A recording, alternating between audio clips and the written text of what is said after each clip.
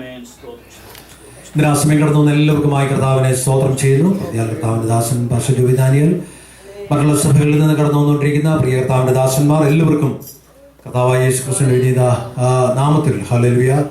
ഇന്ന് greetings to all of you. Hallelujah. കഴിഞ്ഞ ദിവസങ്ങളിൽ വളരെ അനുഗ്രഹിക്കപ്പെട്ട മീറ്റിങ്ങുകൾ ഇന്ന് പകൽക്കാലവും എല്ലാം നടക്കുവാൻ കൊണ്ടുപടിയായി തീർന്നു. Price the Lord. ഹല്ലേലൂയ. ഈ ദിവസങ്ങളിൽ നടക്കുന്ന പ്രാർത്ഥനകൾ നമ്മുടെ കുടുംബങ്ങൾക്ക്, നമ്മുടെ വ്യക്തി ജീവിതങ്ങൾക്ക് എല്ലാം അനുഗ്രഹമായി തീരട്ടെ. നമുക്ക് പ്രാർത്ഥിക്കാം. Price the Lord. ഹല്ലേലൂയ. എന്റെ നാമം വിളിക്കപ്പെട്ടിരിക്കുന്ന എന്റെ ജനം തങ്ങളെ തന്നെ താഴ്ത്തി പ്രാർത്ഥിക്കുമ്പോൾ പ്രൈസ് ദി ലോർഡ്. ആമേൻ. കർത്താവ് ആ സമയത്താണ് ഒരു വിടുതൽ എല്ലാവർക്കും അയക്കുന്നത്. ആമേൻ.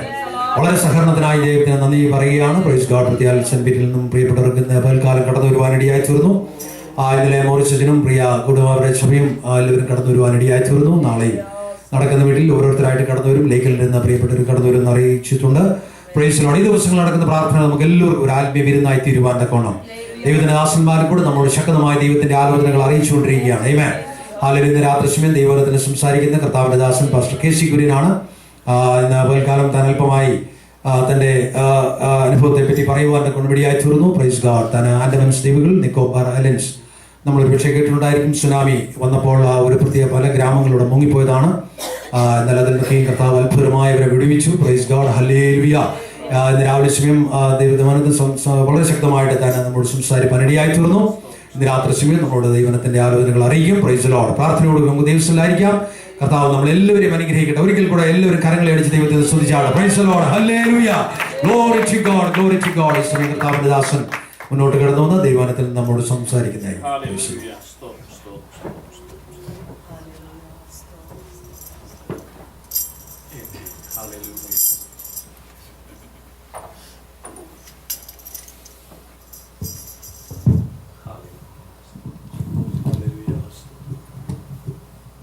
കർത്താവിന്റെ പരിശുദ്ധ നാമത്തിന് മഹത്വം ഉണ്ടാകട്ടെ. എന്നാൽ രാത്രി കാലം ഇവിടെ ആയിരിക്കുന്ന എല്ലാ ദൈവമക്കൾക്കും, വിശേഷിച്ച് ഇവിടെ ശുശ്രൂഷിക്കുന്ന കർത്തദാസൻ എലി പാസ്റ്റർ കുടുംബത്തിനും, ജുബി പാസ്റ്റർക്കും കുടുംബത്തിനും, ജോൺസൺ ബ്രദർ കുടുംബം എല്ലാവർക്കും, അതുപോലെ കടന്നു വന്നിരിക്കുന്ന എല്ലാ സഹോദരി സഹോദരന്മാർക്കും കർത്താവായ യേശു ക്രിസ്തുവിന്റെ നാമത്തിൽ എൻ്റെ വന്ദനം അറിയിക്കുന്നു. ഞാൻ രാവിലത്തെ മെസ്സേജിൽ എൻ്റെ സാക്ഷിയിൽ ചില കാര്യങ്ങൾ ഓർമ്മിപ്പിച്ചു. ഒന്ന് രാവിലെ വരാതിരുന്ന ചിലരിവിടെ ഉണ്ട്.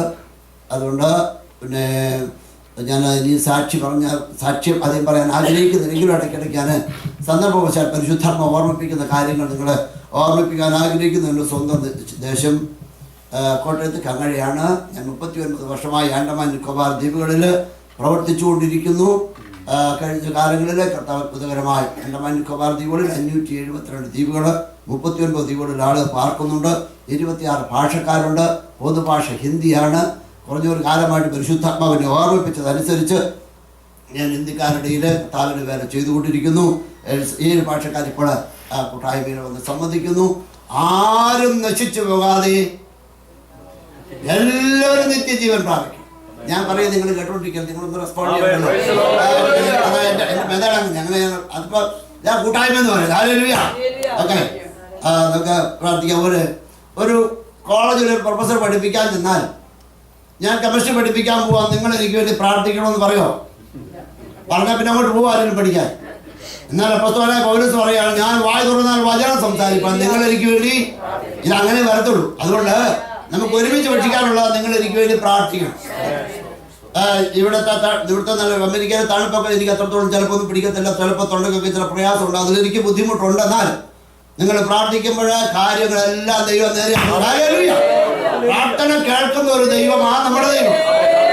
എന്നാൽ രാവിലെ സമയം നമ്മൾ കേട്ടത്, എനിക്ക് പ്രിയമുള്ളവർ വിടുവിക്കപ്പെട്ടാൽ ഒരു നായ്ക്കുട്ടിയെ രാവിലെ വന്ന് കെട്ടിട്ട് നയിച്ചു വിട്ടേ.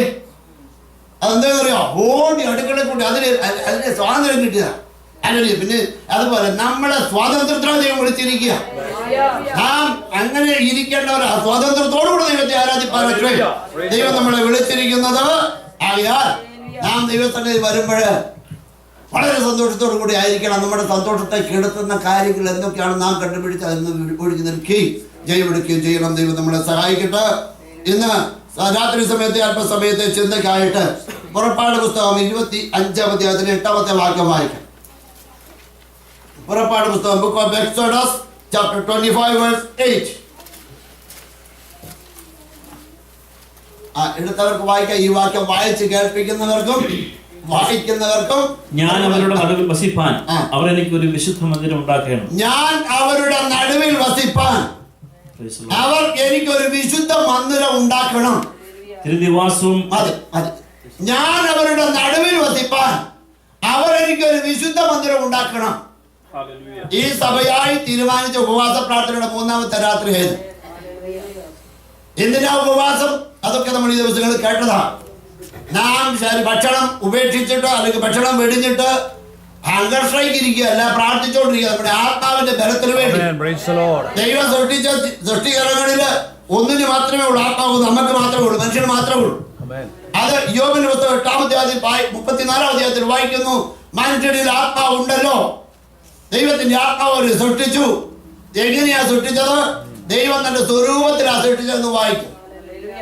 ദൈവം തന്റെ സ്വരൂപത്തിൽ സൃഷ്ടിച്ചെന്ന് പറഞ്ഞാൽ നമ്മുടെ ആരുടെയും മുഖച്ചായ ആ ദൈവം നല്ല അതിന്റെ അർത്ഥം. നമുക്ക് എല്ലാവർക്കും കൊണ്ട് തൃത്വം. അതായത് നമ്മൾ ഭക്ഷണം കഴിക്കുന്നു, നമ്മുടെ വയറ്റിലോട്ട് പോകുന്നു, അത് ശരീരത്തിന്റെ ആരോഗ്യത്തിന് ആവശ്യമാണ്. നമ്മൾ ഒരു പാട്ട് കേൾക്കുന്നു, അതുകൊണ്ട് വയറ് നിറയത്തിന്, പക്ഷേ മാനസികമായ സന്തോഷം ലഭിക്കുന്നു. നല്ല ആരാധന നടത്തിയ പ്രധാനായ ദൈവത്തോട് സ്തോത്രം, സഭയ്ക്കായ സ്തോത്രം.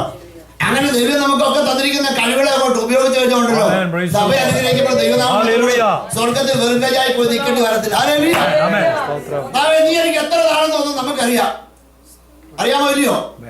5 കിട്ടിയ പറയും എനിക്ക് 5 താണെന്നല്ലേ തന്നെ. അതെ, യജമാനും അറിയാം, നമുക്കും അറിയാം.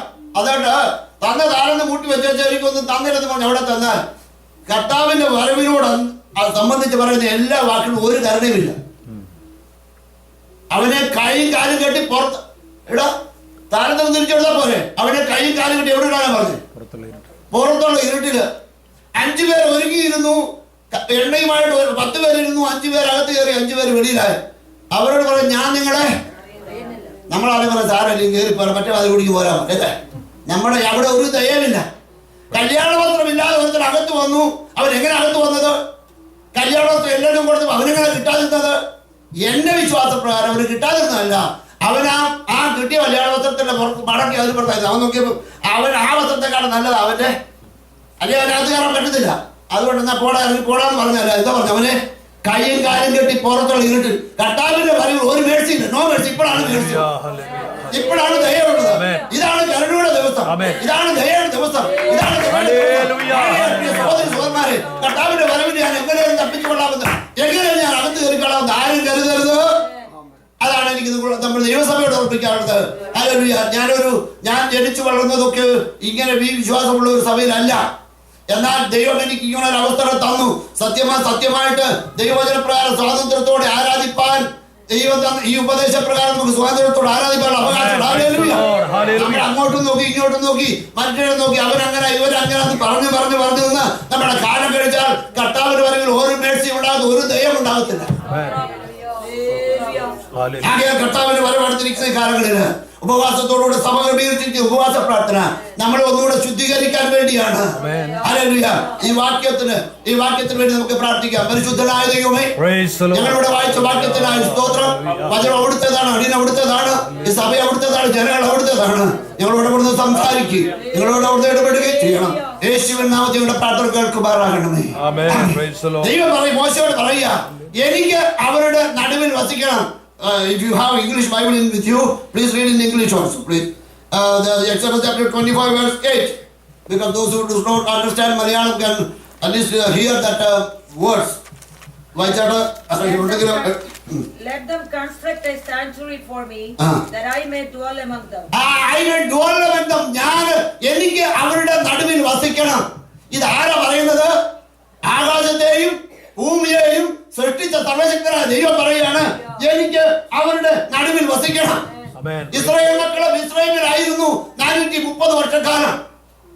അവിടുന്ന് ദൈവം അവരെ വളരെ ത്യാഗം സഹിച്ച് ദൈവത്തിന്റെ ആലോചന അവരെ കൊണ്ടുവന്നിരിക്കുകയാണ് മരുഭൂമിയില്. അവിടെ വേണമെങ്കിൽ അങ്ങോട്ട് ചെന്നിട്ട് സാറേ ഇത്രയും പ്രായമുള്ളവരും വല്യപ്പന്മാരെയും എല്ലാം കൂടെ വല്യമാരെയും എല്ലാം കൂടെ കഷ്ടപ്പെടുത്താതെ അവിടെ തന്നെ നിങ്ങൾ ആരാധിച്ചു. പറവോലും പറഞ്ഞത് ഇതൊക്കെ. പറവൻ എന്തോ പറഞ്ഞെന്നറിയാമോ? നിങ്ങൾ അധികം ദൂരം ആദ്യം യഹോവ ആരാണെന്ന് ചോദിച്ച വ്യക്തി മാനസാന്തരപ്പെട്ടു. നമ്മുടെ നിലയിൽ അയാൾ മാനസാന്തരപ്പെട്ടു അല്ലേ? ഞാനിവിടെ സുവിശേഷം പറയാൻ വന്നപ്പോൾ 50 വീഡിയോ വരിക്കാതെ ഇപ്പൊ 5 വീഡിയോ വരിക്കത്തുള്ളൂ. നമ്മുടെ അങ്ങനെയല്ല മാനസാന്തരം. അങ്ങനെയല്ല. മാനസാന്തരം എന്ന് പറഞ്ഞാൽ തെക്കോട്ട് പോയാൽ തിരിച്ചു വടക്കോട്ട് തിരിയണം. ആ ദൈവത്തിന്റെ വചനം അങ്ങനെയാ പറയുന്നത്. ഒത്തുവരത്തെ ജീവിതം ദൈവത്തിന് ഇഷ്ടമല്ല. നമ്മൾ ദൈവത്തിന് വേണ്ടി ജീവിക്കുന്നത് ദൈവത്തിന് വേണ്ടി ജീവിക്കണം. അത് നഷ്ടമല്ല. ദൈവത്തിന് വേണ്ടി ഇറങ്ങിയവരോട് ചോദിച്ച്, ദൈവത്തിന് വേണ്ടി ഇറങ്ങിയവർ ചോദിച്ച്, അവര് യഹോവ എന്റെ ഇടയനാകുന്നു, എനിക്ക് മുട്ടുണ്ടാകില്ല. മുട്ടുണ്ടായാലും അത് സഹിക്കാനുള്ള ശക്തി തരും. അവിടെ ദൈവം പോകാൻ വഴി തരും. പരീക്ഷ വരത്തരുന്ന പരീക്ഷയോടുകൂടെ പോക്ക് വഴിയും തരുന്നവനാ. അപ്പോൾ മിസ്രൈമിൽ ആയിരിക്കുന്ന ജനത്തെ അവിടുന്ന് മോശ വിടുവിച്ചുകൊണ്ട് കനാൻ നാട്ടിലേക്കുള്ള യാത്രയില് ചെങ്കടലിൽ കിടന്ന മരുഭൂമിയിലേക്ക് എത്തി. അപ്പോൾ പറയുകയാണ്, എനിക്ക് അവരുടെ നടുവിൽ വസിക്കണം. മിസ്രൈമിൽ ചെന്നപ്പോൾ ഫറവോൻ 5 ഉപാധി പറഞ്ഞു. നിങ്ങൾ അധികം ദൂരം ഒന്നും വലിയ ഭക്തി ഒന്നും കാണിക്കണം, ഇവിടെ ആരാധിച്ചു. അയ്യോ, നല്ല കാര്യമാണ്. അയാൾ മനസ്സാകപ്പെട്ടോ. അയാളിപ്പോ പറഞ്ഞ അവിടെ പ്രാർത്ഥിച്ചോളാൻ പറഞ്ഞു. അത് കഴിഞ്ഞ് പറഞ്ഞു, നിങ്ങളിൽ ആര് പോകണമെന്ന് സെലക്ട് ചെയ്യാൻ പറഞ്ഞു. പിന്നെ ഇയാളൊക്കെ മനസ്സാകപ്പെടാണല്ലോ. അത് കഴിഞ്ഞ് പറഞ്ഞു, നിങ്ങളുടെ ആണുങ്ങളെ പോയി ആരാധിച്ചു പോവാ. ആണുങ്ങൾ എത്ര ദൂരം ആരാധിക്കാൻ പോയാലും ഭാര്യയും കുഞ്ഞുങ്ങളും ഉള്ളിടത്ത് മടങ്ങും. അപ്പൊ ഇവിടുത്തെ അടിമപ്പണി നടക്കും, ആരാധന നടക്കും. ഇത് രണ്ടും കൂടെ പിശാചിന്റെ പണി. ഇന്ന് അനേകർ അതാ നമ്മളൊരു പള്ളി ഭക്തരായി ഒരു ഞായറാഴ്ച ഭക്തന്മാരായി തീർന്നിരിക്കുകയാണ് ക്രിസ്ത്യാനികൾ. അന്നെന്തോ ഈ ഞായറാഴ്ച ആയിട്ട് കള്ളം പറയുന്നു. അല്ലാത്ത ദിവസമൊക്കെ അപ്പൊ പറയാം, ഞായറാഴ്ച ആയിട്ട് കള്ളം പറയുന്നു, അല്ലെങ്കിൽ ദുഃഖവെള്ളിയാഴ്ച ആയിട്ട് കള്ളം പറയുന്നു. അപ്പോൾ അങ്ങനെയല്ല ദൈവം ആഗ്രഹിക്കുന്നത്. ഇതെല്ലാം മിസ്രൈമിന്റെ അടിമത്വത്തിന്റെ സ്വഭാവമാണെന്ന് ഓർത്തുകൊണ്ടാണ്. നാം ദൈവമക്കളാകുന്നുവോ ഇല്ലയോ എന്ന് നമ്മളെ തന്നെ ഒന്ന് പരിശോധിക്കണം. എങ്ങനെ പരിശോധിക്കാം? ഞാനൊരു ടെസ്റ്റ് പറയാം. നിങ്ങൾ രാവിലെ ഒരു ടെസ്റ്റ് പറഞ്ഞതിൽ നിങ്ങൾ എല്ലാവരും പാസ് എനിക്കറിയാം. അപ്പൊ അടുത്തൊരു ടെസ്റ്റ് ഞാൻ പറയാൻ പോവാം. മുടിയനായ പുത്രൻ ബൈബിളിൽ പേരില്ലെങ്കിൽ ഒരു സഹോദരൻ ഒരു കുഞ്ഞിനെ കുറിച്ച്, ഒരു പയ്യനെ കുറിച്ച് നമ്മൾ വായിക്കുന്നു. അവൻ വീട് വിട്ടു പോയിട്ട് മടങ്ങി വന്ന് ഉടനെ അപ്പനവനോട് ചോദിക്കാം, മോനെ നീ ഇന്നലെ എന്താണ് കഴിച്ചേ? അവിടെ പേര് വന്നിട്ടുണ്ടോ? വാളവര അല്ലേ? ധനവാന്റെ വീട്ടിലെ വാളവര. മിനിഞ്ഞാൻ എന്തോടാ കഴിച്ചേ? വാളവര. കഴിഞ്ഞ ആഴ്ച എന്തോടാ കഴിച്ചേ? വാളവര. കഴിഞ്ഞ മാസം എന്തോടാ കഴിച്ചേ? വാളവര. അതിന് മുമ്പത്തെ മാസം വാളവര. എന്നും വാളവര തിന്നുന്നെങ്കിൽ മനസ്സിലാക്കണം, ഇവർ അപ്പന്റെ വീട്ടിൽ ഇതുവരെ എത്തിയിട്ടില്ല. നമ്മുടെ അപ്പന്റെ വീട്ടിലെ മെനു വെക്കണം. വായിച്ചേ 1:14-26 വായിച്ചേ. നമ്മുടെ അപ്പന്റെ വീട്ടിൽ എന്തൊക്കെയാ മെനു വെച്ചിരിക്കുന്നത് അതുപോലെ ഭക്ഷണം ഉണ്ടാക്കി കഴിക്കണം. അതാ ദൈവസഭ വായിച്ചു. 1:14 പെട്ടെന്ന് വായിച്ചു. ആകയാൽ എന്താ സഹോദരന്മാരെ, നിങ്ങൾ കൂടി വരുമ്പോൾ ഓരോരുത്തരും സങ്കീർത്തനമുണ്ട്, ഉപദേശമുണ്ട്, വെളിപ്പാടുണ്ട്, അന്യഭാഷയുണ്ട്, വ്യാഖ്യാനമുണ്ട്. ഇതെല്ലാം കഴിച്ചാൽ എന്താ വരും? ആത്മീയ വർധന വരും. ഇത് കഴിക്കുന്ന ഈ അപ്പന്റെ വീട്ടിൽ വന്ന മക്കൾക്കുള്ള ഭക്ഷണമായത്. ഇതിന്റെ കൂടെ സൂപ്പ് കൂടെ ഉണ്ട് കേട്ടോ. ചൈനീസ് റെസ്റ്റോറന്റിൽ പോയ സൂപ്പ് കണ്ടിട്ട് സൂപ്പ് കുടിക്കുന്ന പോലെ ആത്മാവ് നിറഞ്ഞവരായി സങ്കീർത്തനങ്ങളാലും സ്തുതികളാലും. അത് വേറെ അപ്പന്റെ വീട്ടിൽ എന്തോ സന്തോഷം. അത് കഴിഞ്ഞ മക്കളാണോ ഇരിക്കുന്നത്? നമുക്ക് ഇത് കഴിച്ചാൽ എന്തോ ഉണ്ടാവും? അങ്ങനെ ഉണ്ടാവും ആത്മീയ വർധന. എന്ത് ആത്മീയ വർധന എന്ന് പറയുന്നത്? നമ്മുടെ കുഞ്ഞിന് 5-ാമത്തെ വയസ്സ് കൊണ്ട് 3-ാമത്തെ വയസ്സിൽ നേരത്തെ സ്കൂൾ വിട്ടു. വന്നപ്പോ 3 ദിവസം കഴിഞ്ഞപ്പോ അത് ടിങ്കിൾ ലിറ്റിൽ സ്റ്റാർ. എന്റെ കൊച്ചു ഇംഗ്ലീഷ് പാടാൻ തുടങ്ങിയ വലിയ സന്തോഷമാണ്. നല്ല കാര്യം, എനിക്ക് സന്തോഷമാണ്. അത് കഴിഞ്ഞ് 10 വരെ അത് എണ്ണിക്കലോ എന്റെ മോൾ എന്തോ മാത്തമാരിച്ചും 10 വരെ ഉണ്ട്. ശരി, 15 വയസ്സായപ്പോഴും ടിങ്കിൾ പറഞ്ഞുകൊണ്ടിരുന്നാല് സന്തോഷിക്കുന്ന എത്ര മാതാപിതാക്കന്മാരുണ്ട്? ആരുമില്ല. അയ്യോ, ഞാൻ ഈ കുഞ്ഞിന് ഇത്രയും മരുന്ന് കൊടുത്തത്, ഇത്രയും ഭക്ഷണം കൊടുത്തത്, ഇത്രയും മക്കളോടാണ് സകല ഭക്ഷണം കൊടുത്തിട്ട് ഇവൻ ഇപ്പോഴും ടിങ്കിൾ പറഞ്ഞുകൊണ്ടിരിക്കുക. ദൈവത്തിന് തന്നെയാണ് തോന്നുന്നത്. നമ്മൾ ആത്മീയമായിട്ട് വളരണം. ദൈവം പറയുന്നതാണ്, നമ്മുടെ അപ്പന്റെ ഭവനത്തിന് അനേക വിധമായ ഭക്ഷണമുണ്ട്. അതുകൊണ്ട് നിങ്ങൾ സങ്കീർത്തനമുണ്ട്, നല്ല സാക്ഷ്യങ്ങൾ. നമ്മുടെ സാക്ഷ്യം പഴയത് തന്നെ ആയിരിക്കരുത്. പഴയ വാളവര കൊണ്ട് തന്നെ കഴിഞ്ഞ ആഴ്ചയിലും കഴിഞ്ഞ മാസം എല്ലാം ഒരേ വാളവര. അത് നിർത്തിയിട്ട് അപ്പന്റെ വീട്ടിലെ സോപ്പ് കുടിക്കാൻ ആത്മാവ് നിറഞ്ഞവരായി. ദൈവത്തിന്റെ വചനം പറയുന്നു, നിങ്ങൾ ആത്മാവ് നിറഞ്ഞവരായി സങ്കീർത്തനങ്ങളാലും. ഞാൻ ഇപ്പൊ നമ്മൾ പാടി ആത്മാവിനല്ല. പണ്ട് പാടി ആത്മാവിൽ പാടുക, ഇപ്പൊ പാടി നല്ല ആത്മാവ് പറഞ്ഞാൽ പാടുകയും ചെയ്യും, ഡാൻസ് ചെയ്യും, അത് വേറെ കാര്യം. എന്നാൽ നമ്മളെ എല്ലാവരും ഇത് പെന്തക്കോസ്തിന്റെ ആരാധനയാണ്. ഹല്ലേലൂയ. ഇവിടെ പരിശുദ്ധാത്മാവാണ് കാര്യസ്ഥൻ. ഇവിടെ പരിശുദ്ധാത്മാവാണ് നമ്മുടെ തലയിൽപ്പെട്ടിരിക്കുന്നത്. നമ്മൾ പാടുകയും ചെയ്യും, ആടുകയും ചെയ്യും, ദൈവത്തെ സ്തുതിക്കുകയും ചെയ്യും, ഹല്ലേലൂയ പറയുകയും ചെയ്യും. ദൈവത്തിന് വേണ്ടി എന്തെങ്കിലും ചെയ്യണമെന്ന് അങ്ങനെ ദൈവത്തിന്റെ പരിശുദ്ധാത്മ സന്ധ്യ കഴിയുമ്പോണ്ടല്ലോ ഈ വിരിവിനെ ഭാഷ വിരിക്കേണ്ട ആവശ്യം വരത്തില്ല. ആര് വിരിക്കും? ഭാര്യ വിരിക്കും. അല്ല, ഈ കർത്താവിന് വേണ്ടി എന്തെങ്കിലും ഒന്ന് ചെയ്യണമല്ലോ. കർത്താവിന് വേണ്ടി എന്തെങ്കിലും ഒന്ന് ചെയ്യണമല്ലോ. എന്തോ ഞാൻ കർത്താവിന് വേണ്ടി ചെയ്യുന്നത്. ശിവനെ കൊണ്ട് വന്നെ കുരിശോ നോക്കണം. നീ വയലിലോ ഞാൻ 4 മണിക്ക് വയലിൽ നിന്ന് വേലയൊക്കെ കഴിഞ്ഞു വരിക. ഇല്ല, വയലിൽ നിന്ന് വന്നാലും കുഴപ്പത്തിൽ കുരിശ് വന്നാൽ നിന്റെ തലമുറ അനുഗ്രഹിക്കും. അതാണ് കൂട്ടായ്മ. എല്ലാ കാര്യങ്ങളും നമുക്ക് ചെയ്യാം. ഞാൻ ചർച്ചന്റെ കക്കൂസ് വരെ കഴിവും. എന്റെ പിള്ളേരോടും പറഞ്ഞിട്ടുണ്ട്, ഇതൊക്കെ ദൈവത്തിന്റെ വേലയിൽ ഒരു ഭാഗമാണ്. അത് തന്നെ ചെയ്ത് അഴിക്കാനും കഴിയാൻ ഇരിക്കരുത്. ആവശ്യം വന്നാൽ ചെയ്തോണമെന്ന് മാത്രം. ഓക്കെ, ഞാൻ ഇവിടെ പറഞ്ഞത് ദൈവം പറയാ, എനിക്ക് അവരുടെ നടുവിൽ വസിക്കണം. ആകാശത്തെ ഭൂമിയെ സൃഷ്ടിച്ച ദൈവം നമ്മളെ സൃഷ്ടിച്ചത് അതിന്റെ സ്വരൂപം. മനുഷ്യൻ ഏകനായിരിക്കുന്നത് നന്നല്ലെന്ന് ദൈവം കണ്ടു. ഓക്കെ, അത് ഞാൻ പിന്നെ പറയാം. അപ്പോൾ ദൈവം നമ്മുടെ നടുവിൽ വസിക്കുകയാണ്, വസിക്കാൻ ആഗ്രഹിക്കുകയാണ്. അത് മിസ്രൈമിൽ കിടന്ന് അവരുടെ കൂട്ടത്തിലല്ല. അവർ വളരെ നല്ല ആളുകളായിരിക്കാം, അല്ലെ ഇസ്രായേൽ മക്കള് ജോലിയായാലും അവർ കൊടുത്തല്ലോ. അതുകൊണ്ട് ദൈവം അതൊന്നും തൃപ്തിപ്പെടുന്നില്ല. ദൈവത്തോടൊരു വേർപാട് ആവശ്യമാണ്. ഒത്തുവരുന്ന ജീവിതം ദൈവത്തിന് ഇഷ്ടമല്ല. അതുകൊണ്ട് ദൈവത്തിന് ആരോടും വെറുപ്പില്ല. ഈ വചനം എഴുതി നമ്മുടെ ഭാഷയിൽ ബെഞ്ചമിൻ ബെയ്ലി എന്ന് പറഞ്ഞ ദൈവദാസനെ കൊണ്ട് എഴുതിപ്പിച്ച് നമ്മുടെ കയ്യിൽ തന്നിരിക്കുന്നത് നമ്മളത് വായിക്കാനാ, അത് വായിച്ചത് പ്രകാരം നടക്കാനാ, എന്നെ ഈ വചനങ്ങളെ കേട്ടത് ചെയ്യാനാ. അത് ചെയ്തു കഴിഞ്ഞാലുണ്ടല്ലോ നമുക്ക് ജയമുണ്ട്. അയാൾ ഇത്രയായുള്ളൂ, ഞാൻ പിന്നെ എത്ര മുമ്പോട്ട് അത് നോക്കണ്ട. ഓരോരുത്തൻ ദൈവസ്ഥാനത്തിന് കണക്ക് കൊടുക്കേണ്ട ദിവസം വരെയാണ്. ഹല്ലേലൂയ. ദൈവം നമ്മളെ സൃഷ്ടിച്ച വ്യക്തിത്വം വ്യത്യസ്തമാ. നമ്മുടെ മാതാവിന്റെ ബ്ലഡ് ഗ്രൂപ്പ് O ആയിരിക്കാം, പക്ഷെ നമ്മുടെ വേറെ ഗ്രൂപ്പ് ആയിരിക്കും. എങ്ങനെ അത് വന്നു? മാതാവിന്റെ ബ്ലഡിൽ നിന്നല്ല നമ്മൾ എടുത്തിരിക്കുന്നത്. അല്ല, നമ്മുടെ ബ്ലഡ് ഗ്രൂപ്പ് മാതാവിന്റെ ഗ്രൂപ്പ് പലരുടെയും ചേരാത്തതായിരിക്കുന്നത്. തിരിച്ചങ്ങോട്ട് കുത്തിവെച്ചാൽ മാതാവ് ചാകും, അല്ലേ?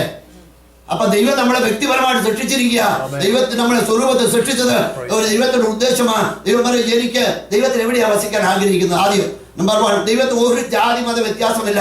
എല്ലാവർക്കും സൂര്യൻ ഒന്നേ ഉള്ളൂ, എല്ലാവർക്കും ചന്ദ്രൻ ഒന്നേ ഉള്ളൂ, എല്ലാവർക്കും ശ്വാസം ഒന്നേ ഉള്ളൂ. മനുഷ്യൻ മതങ്ങളാൽ മനുഷ്യൻ വേർതിരിച്ച് അന്യോന്യം വൈരാഗ്യം വളർത്തിക്കൊണ്ടിരിക്കുകയാണ്. അത് വരാതെ സർവശക്തനായ ദൈവം പറയാ, മഴയും മഞ്ഞും നമുക്ക് തന്ന ദൈവം പറയാ, എനിക്ക് അവരുടെ നടുവിൽ വസിക്കണം. ഓക്കെ, നമുക്ക് നോക്കാം. സദൃശവാക്യം 26-ാമത്തെ അധ്യായം. സദൃശവാക്യം ഒരു വാക്യം വായിച്ചാട്ടോ. സദൃശവാക്യത്തിൽ നിന്ന് 23-ാം അധ്യായത്തിൽ 26-ാം വാക്യം. സദൃശവാക്യം Proverbs chapter 23 verse 26.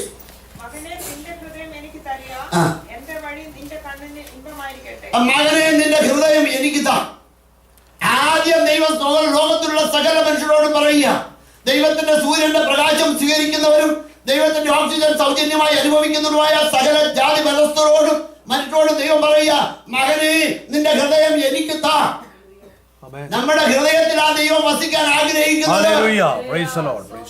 ആദ്യം ദൈവം ആഗ്രഹിക്കുന്നത് എനിക്ക് അവന്റെ ഹൃദയത്തിൽ വസിക്കണം. ദൈവം ആഗ്രഹിക്കുന്നത് പോലെ നമ്മുടെ ഹൃദയത്തെ ദൈവത്തിന് വേണ്ടി നാം സമർപ്പിച്ചു കൊടുത്തത് കൊണ്ടാണ് നാം ദൈവമക്കളായി തീർന്നിരിക്കുന്നത്. ഹല്ലേലൂയ.